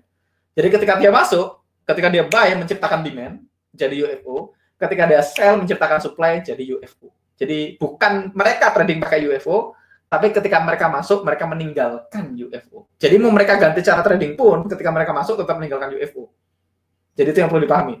Jadi dia bilang, Mas, takutnya institusi ganti cara trading dong kalau kita tahu. Ya kalau dia ganti pun, setiap kali dia masuk tetap akan menciptakan UFO. Jadi UFO itu hanya akibat dari institusi masuk. Bukan institusi masuk berdasarkan UFO, gitu. Jangan dibalik. Oke. Mas Hendra jadi trading future maka baiknya dengan customize atau standar? Kalau future sebaiknya customize. Forex juga sebaiknya customize. Tapi kalau forex antara customize dan standar tidak terlalu signifikan. Di 240 atau 21 Jumat boleh nginep nggak, Mas? Saran saya jangan, tapi boleh sih, sah-sah aja sih sebenarnya. Tapi beresiko. Pria punya selera. Tapi kan tetap mesti lihat per 4 jam untuk manage plan. Jadi caranya gimana Mas? Agar nggak juga buka laptop per 4 jam. Ya kalau manage kan nggak perlu buka laptop teman-teman. Kalau manage tinggal buka di handphone, kalau itu ya di cancel. Kalau cuma punya waktu 1 kali sehari untuk lihat chart, ya sebaiknya tradingnya di weekly 144. Ya, weekly 144. Jadi ngelihat chart sehari sekali cukup ya, 240 bisa gitu ya. Tapi kalau cuma bisa ngelihat chart sehari sekali, jangan pakai daily 55 gitu ya.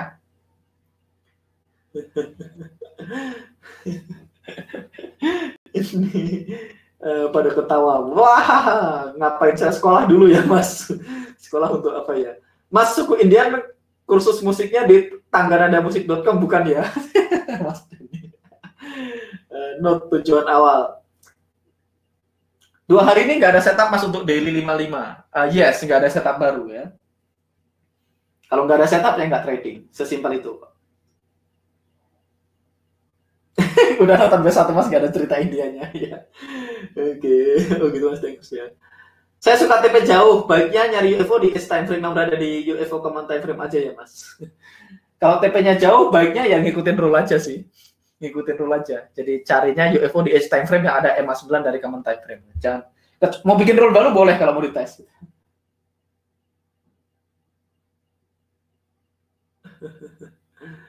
Mas, bukannya kalau bayar atau seller di harga nggak bergerak? Mas, bukannya kalau bayar dan seller harga nggak bergerak? Iya, kalau bayar dan sellernya dalam kondisi balance, harganya nggak bergerak. Makanya ketika institusi lagi akumulasi, dia lagi beli kan berarti dia beli ada sellernya. Makanya harganya nggak bergerak. Begitu sellernya habis baru dia rally. Begitu bayarnya habis baru dia drop gitu ya. Jadi kalau bayar dan sellernya seimbang, namanya balance. Tidak mungkin seimbang, teman-teman. Tidak pernah bayar dan seller itu seimbang. Makanya saya nyebutnya relatif balance. Ya, cenderung seimbang. Dan ada imbalance. Imbalance atau tidak seimbang. Nah, tidak seimbang itu ada 2. Ada yang tidak seimbang, ada yang significant imbalance, yang benar-benar jomplang. Nah, kita maunya yang jomplang itu. Jadi kita maunya significant unfilled order atau significant imbalance. Kita yang mau yang signifikan. Jadi tidak semua UFO kita sikat. Nanti kita akan bahas cara milahnya besok begitu masuk ke metodologi. Ya. Udah dapat tools lagi dari Mas Duyan. Maksudnya ceknya di mana Mas? Ceknya tetap di H time frame Mas. Ngeceknya 4 jam sekali maksudnya.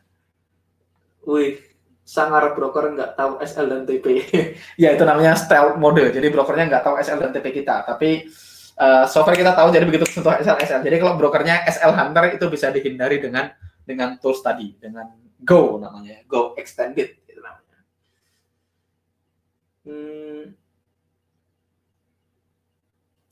Mas, kalau di daily terdapat UFO dalam zone ekstrim, kita KH1 di dalamnya terdapat beberapa area UFO, apakah area-area itu menyebabkan harga untuk mantul berkali-kali? Saya nggak ngerti, coba Mas nanti kasih gambarnya, daripada saya takutnya saya salah jawab, jadi nggak usah. Mas, apabila cek climate di common time frame, daily trend buy, apakah tidak perlu lagi memperhatikan time frame di H4? Nggak perlu. Nanti kebanyakan. Jadi kita pakai daily dan H1 udah H4-nya dicuekin aja, dan nggak usah dilihat. Semakin banyak ngelihat, semakin banyak tahu, semakin banyak pertimbangan, nanti nggak entry. Intinya trade only what you see, not what you think ya. Jadi jangan over analis, ya. Jangan overthinking juga.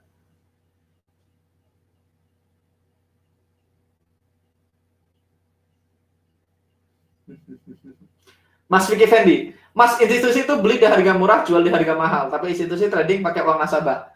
Ya, institusi kadang pakai uang nasabah, kadang pakai duit dia sendiri. Tapi secara umum harga rata-rata itu bukan harga rata-rata itu murah loh teman-teman. Oke, saya akan kasih contoh chart. Saya akan masukkan chart. Saya akan masukkan chart teman-teman. Saya akan masukkan EMA 9 daily ya. Saya akan masukkan EMA 9 daily. Ini aja, ini EMA 9 daily. EMA 9 daily adalah harga rata-rata. Teman-teman bisa lihat gimana area merespon harga rata-rata. Kadang respon, kadang enggak. Teman-teman bisa lihat, ketika harga di sini, gitu ya, ketika harga ada di area sini, gitu ya, ini adalah relative balance, gitu ya. Ini adalah area relative balance, gitu ya. Maka harga rata-rata EMA 9 ini adalah harga murah.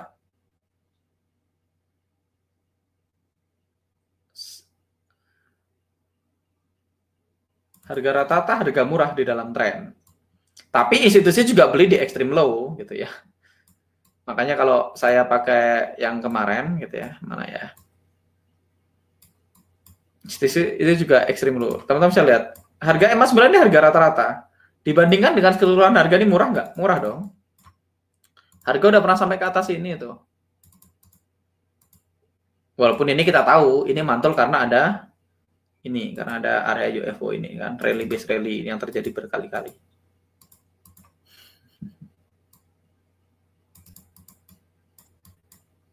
Kayak misalnya hari ini CHF barusan, dia kembali ke harga rata-rata. Nih kalau teman-teman lihat, teman-teman punya area UFO di sini. Ini adalah area UFO gitu ya. Oh, saya barusan ini. Ini ada area UFO di sini, ada area UFO dan ada EMA 9-nya. Ini adalah area UFO, ini adalah area UFO, berarti area harga murah. Teman-teman bisa lihat. Harga mantul di sini, kesentuh di sini dia mantul sekali. Di sentuhan kedua dia juga mantul. Ini saya udah 1:1 kayaknya. Coba kalau saya munculin UFO-nya, mana UFO, UFO, UFO. Boom. Let me check. Saya akan mundurin dikit ke sini. Kita tunggu magic-magicnya. Oh, dia nggak gambar area ini ya. Oh ya, dia nggak gambar karena harga udah masuk cukup dalam. Jadi teman-teman bisa lihat sebenarnya ini adalah rally base rally gitu ya. Ini adalah rally base rally. Ini ada area UFO di sini. Ini ada area UFO, tapi nggak kelihatan karena harga sudah quick retest. Dia udah quick retest, dia udah masuk ke sentuh ke flying saucer-nya, maka nggak digambar lagi sama auto UFO.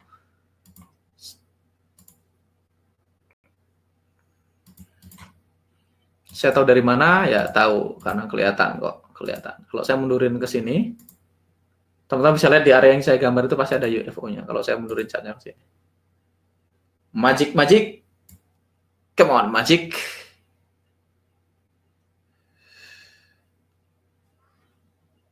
Kok nggak muncul? Indikator, invite only script, auto UFO. Oh, dia nggak gambar dia, bisa-bisanya. Apa karena belum close candle-nya? Oh, tuh ada. Kecepatan. sorry, saya harus lambatin yang sangat lambat berarti.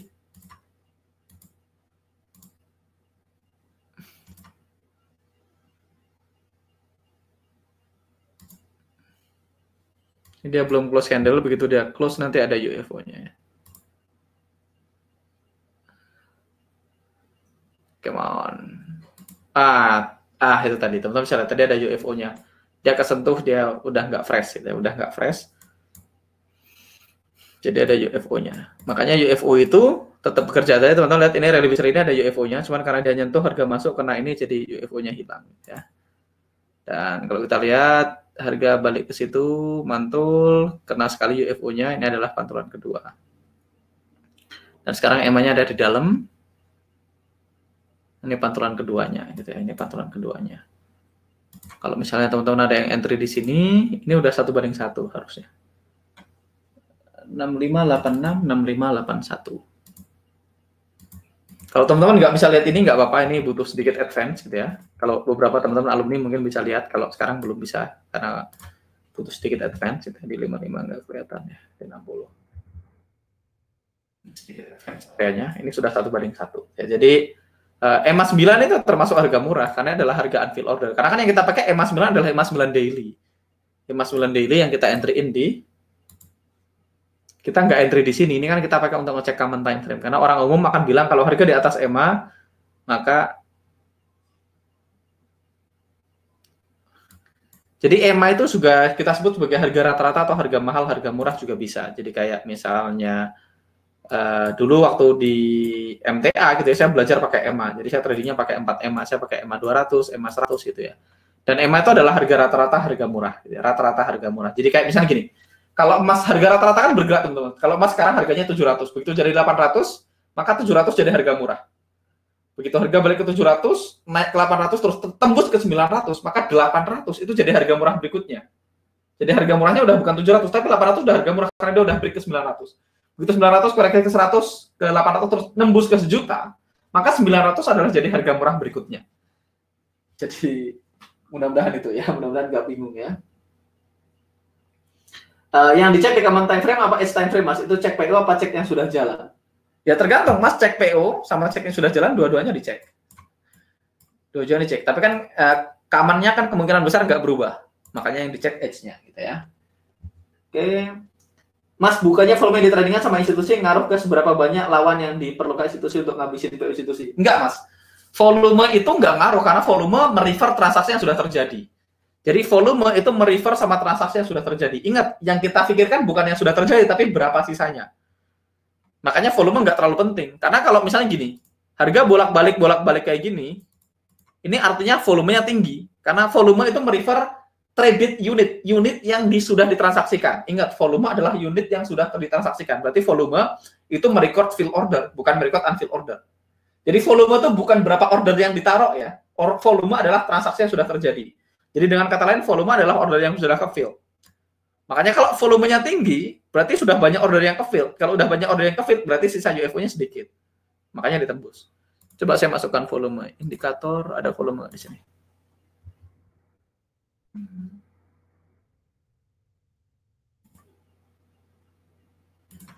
Nah, teman-teman bisa lihat. Di area ini, volumenya tinggi. Volumenya tinggi bukan berarti banyak unfill ordernya. Itu dua hal yang berbeda gitu ya. Jadi volume ya karena volume itu mereverse pada jumlah transaksi yang terjadi. Semakin banyak transaksinya, semakin banyak volumenya. Jadi kalau saya ke 60 misalnya, teman-teman bisa lihat di sini volumenya tinggi, tapi di sini nggak ada apa-apa tuh. Harga tembus gitu aja dan memang nggak ada apa-apa di sini. Gitu, Mas Denny tadi. Mas, kalau take profit institusi meninggalkan UFO juga, berarti kita marking areanya, di area tersebut nggak ada PO institusi. Ya, si UFO akan tetap marking, makanya kita perlu pakai common time frame, makanya kita perlu punya metodologi, bukan semua UFO disikat gitu ya. Oke.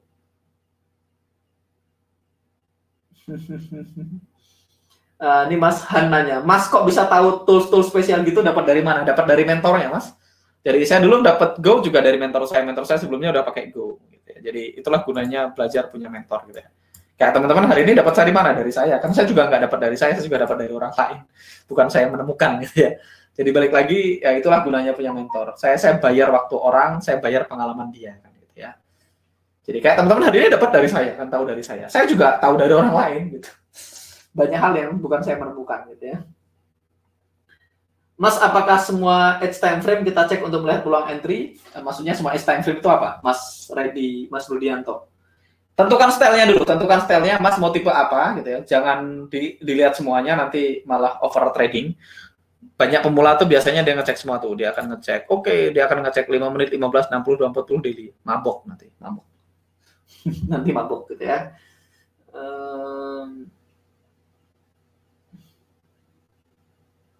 Mas, dot climate yang kecil itu apakah sah? Apa harus dot besar? Tergantung. Kalau konservatif seharusnya wajib besar.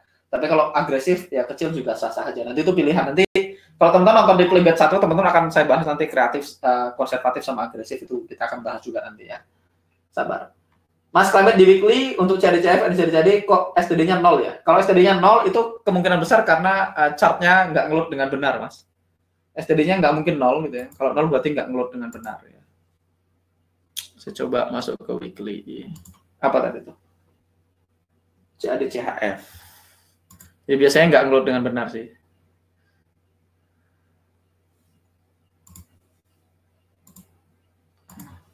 CAD CHF. Saya ada tuh. Oh, STD-nya 0 ya. STD-nya 0. STD-nya 0 ini berarti dia datanya error. Waktu dia ngeload ke belakang ada yang nggak, ada yang bermasalah gitu ya. NCD CAD. Ini juga 0. Nah, kalau 0 kayak gini gimana Mas sikapnya Mas? Kira-kira aja. Kalau saya biasanya batasannya 6. Kalau dia di bawah 6 masih saya sikat, di atas 6 7 dulu saya udah hati-hati gitu aja. Karena biasanya kita udah tahu rata-rata climate itu 6 7 gitu ya. Jadi saya pakai itu aja. Kalau misalnya ini karena terjadi karena dia nggak ngeload dengan benar. Kalau misalnya data centernya saya ganti, misalnya saya ganti yang jadi CAD gitu ya. Misalnya saya ganti ke apa? Misalnya saya ganti ke ICE gitu ya. Mungkin dia ngeload. Tuh kalau di ICE dia ngeload ada 6 12. Jadi itu biasanya efek CM-nya nggak ngeload dengan benar. Jadi kalau saya ganti ke ICE ngeload tuh. Jadi misalnya tadi apa? CAD CHF. CHF efek CM dia 0 gitu ya, teman-teman. Kalau 0 kayak gitu teman-teman bisa ganti sumbernya. Saya bisa ganti ke ICE, misalnya ini Intercontinental Exchange, biasanya ngeloadnya lebih bagus. Nah, di ICE dia muncul tuh. Di ICE dia muncul, atau teman-teman bisa ganti ke yang lain gitu ya. Di sini kan teman-teman kalau CAD CHF teman-teman bisa pilihan. Teman-teman boleh ngeload dari efek CM, boleh dari Oanda, dari forex.com, ICE, atau dari apa? Misalnya dari Saxo. Saxo juga biasanya ngeload dengan benar. Ah ya. Dan biasanya angkanya juga nggak jauh beda. Jadi itu salah satu caranya. Triknya itu Mas siapa namanya? Mas Arif Suryadi. Oh, berarti kita menunggu ada EMA karena berarti itu adalah harga terendah rata-rata. Yes. Karena ada banyak komputer juga yang menggunakan harga rata-rata untuk entry gitu ya. Cara bedain pergerakan signifikan sama Kana News apa coach nanti kita bahas, belum sampai. Setnya NFC di situ Mas, tapi saya nggak pasang karena nggak ada UFO-nya. But it's okay ya. Jadi NFC Mas Teguh gitu ya, Mas Teguh itu salah satu orang yang tradingnya lumayan mirip sama saya gitu ya. Ada Mas Rifki juga. Kalau Mas Rifki nggak mirip-mirip banget. NFC itu ada beberapa orang, ada Mas Teguh, ada Mas Rifki, ada siapa lagi? Mas Teguh, Mas Rifki, ada Mas Fadli gitu ya. Nggak semuanya mirip sama saya. Mas Teguh sih lumayan mirip sama saya. Jadi dia bisa nyari UFO secara manual. Karena dulu waktu belajar sama saya, Mas Teguh belum ada auto UFO kayaknya. Belum ada auto UFO untuk trading view lebih tepatnya. Auto UFO udah ada dari dulu soalnya. Oke.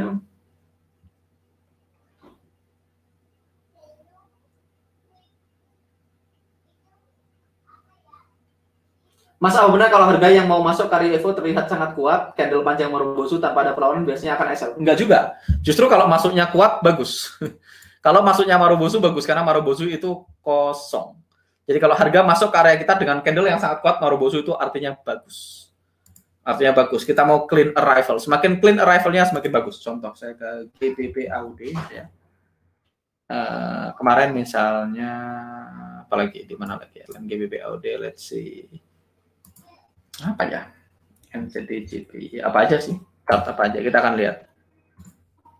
NZDJPY. Kita akan cari UFO aja. Alah, salah lagi. NZDJPY misalnya, saya akan lihat. Kita akan matikan aja ini UFO-nya. Jadi kalau arrival-nya kencang, teman-teman, itu justru bagus. Ya. Kalau arrival-nya kencang, Marubozu biasanya oke. Jadi justru kalau arrival-nya kencang oke, karena Marubozu itu kosong. Jadi kalau arrival-nya oke, berarti profit zone-nya kebuka lebar. Gitu ya. Dan seterusnya. Saya harus nyari areanya, tapi saya nyari yang arrival-nya kencang. Pas nggak ada areanya soalnya. Tapi intinya arrival-nya kencang itu lebih bagus, Mas. Mas Petruswik. Arrival-nya kencang lebih bagus. Volume bisa dipakai untuk menentukan kualitas UFO semakin sedikit berarti masih fresh. Ya balik lagi karena volume itu tadi tidak merepresentasikan semuanya kalau di forex, tapi kalau di future kita nggak pakai volume itu karena ingat volume itu adalah transaksi yang terjadi teman-teman. Yang kita pentingkan kan adalah imbalance-nya, ketidakseimbangannya. Jadi kalau satunya banyak banget juga tetap gede volumenya, nggak selalu kecil. 10.000 lawan 100.000 volumenya gede, tapi imbalance-nya juga gede. 5.000 lawan 4.000 volumenya lebih kecil, tapi imbalance-nya juga kecil, cuma sisa 1.000. Jadi yang penting adalah imbalance-nya, makanya volume tetap nggak begitu penting sih. Jadi volume hanya dipakai untuk menentukan apakah ini day trading session ataupun overnight session. Karena kalau di dalam dead zone itu volumenya kecil. Nah, berarti itu area-area yang tidak bagus. Jadi seperti itu aja kegunaannya, Mas. Nggak ada kegunaan yang aneh-aneh. Oke. Oke, thank you Mas Han. Alhamdulillah bisa belajar core strategi dari yang terbaik di Indonesia. Thanks Mas Angga. STD0 jangan pakai efek CM, oke. Sebagai swing trader ketika ngecek setiap 4 jam sekali, yang dicek apakah kondisi chart di tempat kita entry atau juga termasuk chart yang lain. Saya biasanya ngecek chart yang lain juga. Ya teman-teman jangan ada pertanyaan baru. Ini udah selesai ya, udah 1 jam 39 menit. Mas, gambaran atau analogi harga open dan close dibandingkan dengan ekor yang panjang yang menunjukkan adanya imbalance seperti apa, Mas? Karena ada candle dengan ekor sangat panjang, dengan body kecil, dan kalau panjang, logikanya bukan menunjukkan adanya perubahan harga signifikan, Mas. Haji, Mas Fadi, saya nggak ngerti maksud pertanyaannya. Tapi imbalance itu ditandai dengan drop atau rally yang kuat, bukan ekor ya. Jadi imbalance itu ditandai dengan dropnya, bukan ekornya. Sekali lagi, imbalance itu ditandai dengan harga drop atau rally sangat kuat dari suatu area. Itu namanya imbalance. Jadi contoh,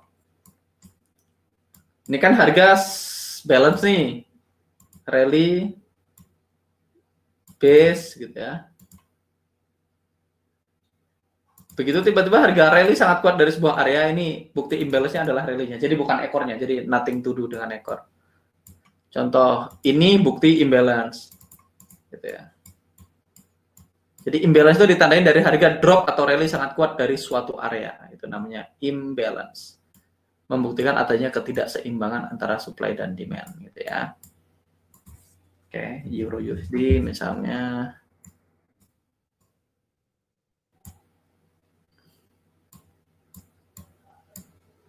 Jadi ini kayak gini, ini namanya imbalance. Kalau dia drop sangat kuat dari satu area berarti ada imbalance, ada ketidakseimbangan antara buyer dan seller. Kan kita udah bahas kemarin. Drop kayak gini ini namanya imbalance. Kalau dia sideways berarti relative balance gitu ya. Drop kayak gini ini imbalance gitu ya. Rally kencang berarti imbalance gitu ya. Jadi dari sini, ini kan harga rally base terus dia rally. Berarti ketika dia rally berarti ada imbalance. Begitu dia retest kita baru beli gitu ya. Jadi mana tadi pertanyaannya? Mas Vicky. Baiknya sebagai berarti rivalnya Marubozu atau harga TikTok di area TV, Mas? Saya sih nggak terlalu perhatikan rivalnya karena kan saya pada saat entry saya ke pending order dan waktu kepanggil juga saya nggak di sana. Jadi saya sih nggak terlalu peduli sama rivalnya. Tapi kalau dipilih clean sama basing sebelum masuk area ya mendingan clean. Kalau dia basing sebelum masuk area lebih jelek. Euro CHF masuk kenceng, Mas. Oke, kita lihat.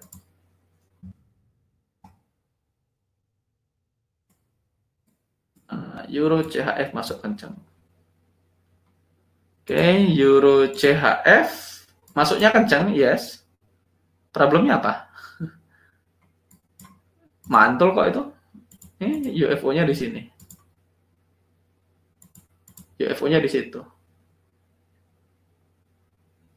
Ini gede banget sih, gitu. Tapi ini kan UFO-nya di sini, ini drop base terus dia rally. Mungkin chartnya akan ngambil UFO-nya sampai ke sini, tapi ini ada UFO di sini, drop base rally. Kalau saya pindahkan dulu, ini UFO-nya di situ. Oke, kok nggak ada masalah. Ini saya akan replay aja. Nah, teman-teman saya lihat UFO-nya dia ngambilnya segitu ya, ambilnya lebih lebar. Si auto UFO-nya ngambilnya segini, dari sini ke sini. EMA 9-nya di situ gitu ya, ada EMA-nya.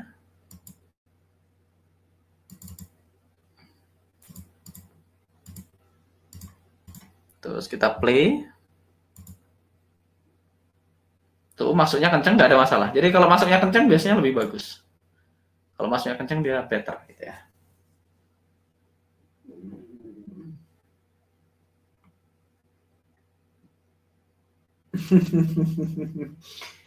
Oke, Mas, kita punya planning running di TF55 itu kan sudah di MT4. Nah, kita ceknya per 4 jam. Ceknya di mana? Di 55 atau di edge time frame 240? Ya, kalau di 55 berarti ngeceknya di 55. Kalau di MT4 yang ceknya di 60. 55 dan 60 nggak terlalu banyak berbeda. Nanti nanti kalau teman-teman udah latihan terus-menerus, teman-teman akan terbiasa kok. Teman-teman akan terbiasa. Jadi saya kan udah trading lebih dari 8 tahun gitu ya. Jadi 8 tahun lah lebih. 7 tahun sampai 8 tahun saya udah trading dan saya udah pakai UFO sebanyak. Saya pakai UFO dari 2017, saya udah 3 tahun trading berdasarkan UFO dan saya sudah lihat ribuan transaksi, makanya ya teman-teman kayak saya bisa lihat yang orang lain biasanya nggak lihat kayak misalnya ini, drop base drop. Jadi drop base drop ini imbalance-nya. Begitu drop berarti ada imbalance di sini, makanya dia retest terus dia continue down. Dia berhentinya berhenti di mana? Berhenti di area UFO berikutnya. Jadi harga kan cuma mantul dari satu UFO ke UFO lain. Cuman kalau jaraknya terlalu dekat, nanti profit zone-nya nggak ada. Jadi makanya nanti kita akan belajar pelan-pelan. Ya.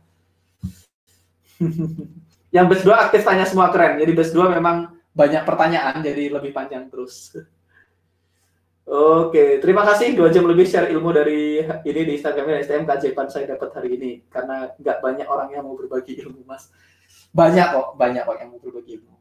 Maksudnya gini teman-teman, saya sampai di titik saya hari ini karena ada banyak orang yang mau berbagi ilmu. Jadi saya bersyukur ada banyak orang-orang yang yang trader-trader sukses di luar sana mau membuka diri untuk bikin kelas bagi ilmu. Saya sangat bersyukur. Saya sampai di titik hari ini ya karena ada orang-orang hebat yang mau membagi ilmunya. Dulu saya belajar sama Coach VW, saya belajar sama Stephen Hanaho, saya belajar sama Todd Davis, sama Jeff Benson, orang-orang yang udah trading lebih dari 30 tahun dan mereka masih mau ngajar gitu ya. Bahkan sekelas Larry William juga sampai hari ini masih ngajar. Larry William itu masih ngajar di FX Street. Kalau teman-teman FX Street. Cuman FX Street kayaknya diblok sama Kominfo gitu ya. Oh ya, internet positif. FX Street. Saya punya membernya FX Street.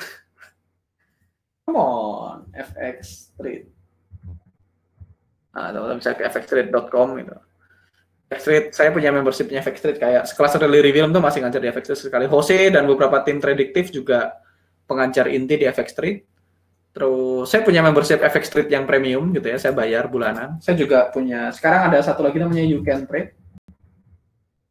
youcantrade.com ini punya TradeStation ya teman-teman. You Can Trade ini punya TradeStation. TradeStation ini salah satu broker yang cukup gede gitu ya, broker salah satu yang paling oke, punya trading platform yang paling jos di muka bumi yang pernah kita coba, salah satunya ya, bukan yang terbaik mungkin. Jadi TradeStation ini broker gede, salah satu broker US broker yang sangat besar itu, dia trading future dan stock market biasanya. Nah, dia bikin sebuah online trading namanya You Can Trade. Ini pakai Vimeo kayaknya, di blok juga sama pemerintah kita Vimeo-nya. Makanya saya punya VPN. Saya punya VPN yang berbayar juga, teman-teman. Teman-teman bisa lihat di sini biayanya sebulan $149 per bulan. $149 per bulan dan segala macam. Teman-teman bisa lihat kripto di sini $99 per bulan gitu. Jadi lumayan mahal ya biayanya, sekitar 3 juta sebulan gitu ya. Nah, teman-teman bisa lihat TradeStation support training channels gitu, bisa pakai TradeStation. Teman-teman bisa nonton TradeStation master class-nya dan seterusnya gitu ya. You Can Trade ini salah satu orang yang membangun ini juga teman baik saya. Saya kenal baik orang yang di belakang You Can Trade, saya kenal baik orang di belakang FX Street gitu ya. Saya kenal baik senior instrukturnya FX Street dan senior instrukturnya You Can Trade. Makanya saya punya loginnya You Can Trade, nggak bayar juga sih, dikasih. Ini baru di launching dan saya punya aksesnya juga. Dan segala macamnya. Kayak ya saya cukup beruntung ada banyak orang-orang luar biasa di luar sana yang orang-orang baik. Di You Can Trade-nya adalah beberapa tenaga pengajarnya itu orang yang sudah 30 tahun lebih trading, pernah punya floor, pernah punya broker, orang-orang top, dan kabar baiknya saya kenal baik dengan mereka. Jadi saya punya akses ke You Can Trade ini secara gratis. Saya dapat punya akses banyak kayak gini gratis. Nggak bayar. Ya, ada banyak yang bayar, tapi dulu dapat gratis karena saya dulu juga spend cukup mahal. Saya dulu bayar menjaga hubungan baik dengan para instruktur, para mentor gitu ya. Dan saya berteman baik dengan mereka di luar trading gitu ya. Dan intinya kita yang penting tulus saja menjaga hubungan baik, berteman gitu. Nanti mereka juga akan membagi banyak hal ke kita gitu ya. Saya dapat akses ke sini. You Can Trade ini ada banyak yang advance gitu ya. Teman-teman bisa lihat ke channelnya, kalau nggak salah channel. Kalau teman-teman harus bayar, kursnya lumayan mahal soalnya. Ada banyak channel di sini. Ada SC Trade, ada Two Roads, ada Tradology, ada Crypto, ada Predictive juga di sini. Predictive juga ada di sini. Terus teman-teman bisa lihat ada kursnya, segala macamnya ada di sini. Saya sih nggak takut sharing resource karena menurut saya trading adalah bisnis tanpa persaingan gitu ya teman-teman. Teman-teman hari ini profit semua juga nggak ngaruh sama profit saya. Teman-teman MC semua juga nggak ngaruh sama profit saya. Jadi I have nothing to hide ya. Oke. Mas kalau mau nanya langsung sama Mas Enggak paling cepet tanya kemana? Ke Instagram. Ke Instagram paling cepet. Saya selalu Mas Enggak dan keluarga, ketulusannya berbagi pasti Tuhan sendiri yang nggak dibuat. Amin. Oke, thank you teman-teman. Sudah lebih dari 2 jam. Kita akan ketemu besok. Kita akan bahas trading metodologi. Jadi pastikan teman-teman besok siapin energi yang full dan siapin catatan. Ya, saya Dwi Anggar pamit dan sampai ketemu di live berikutnya. See you on another live and bye-bye.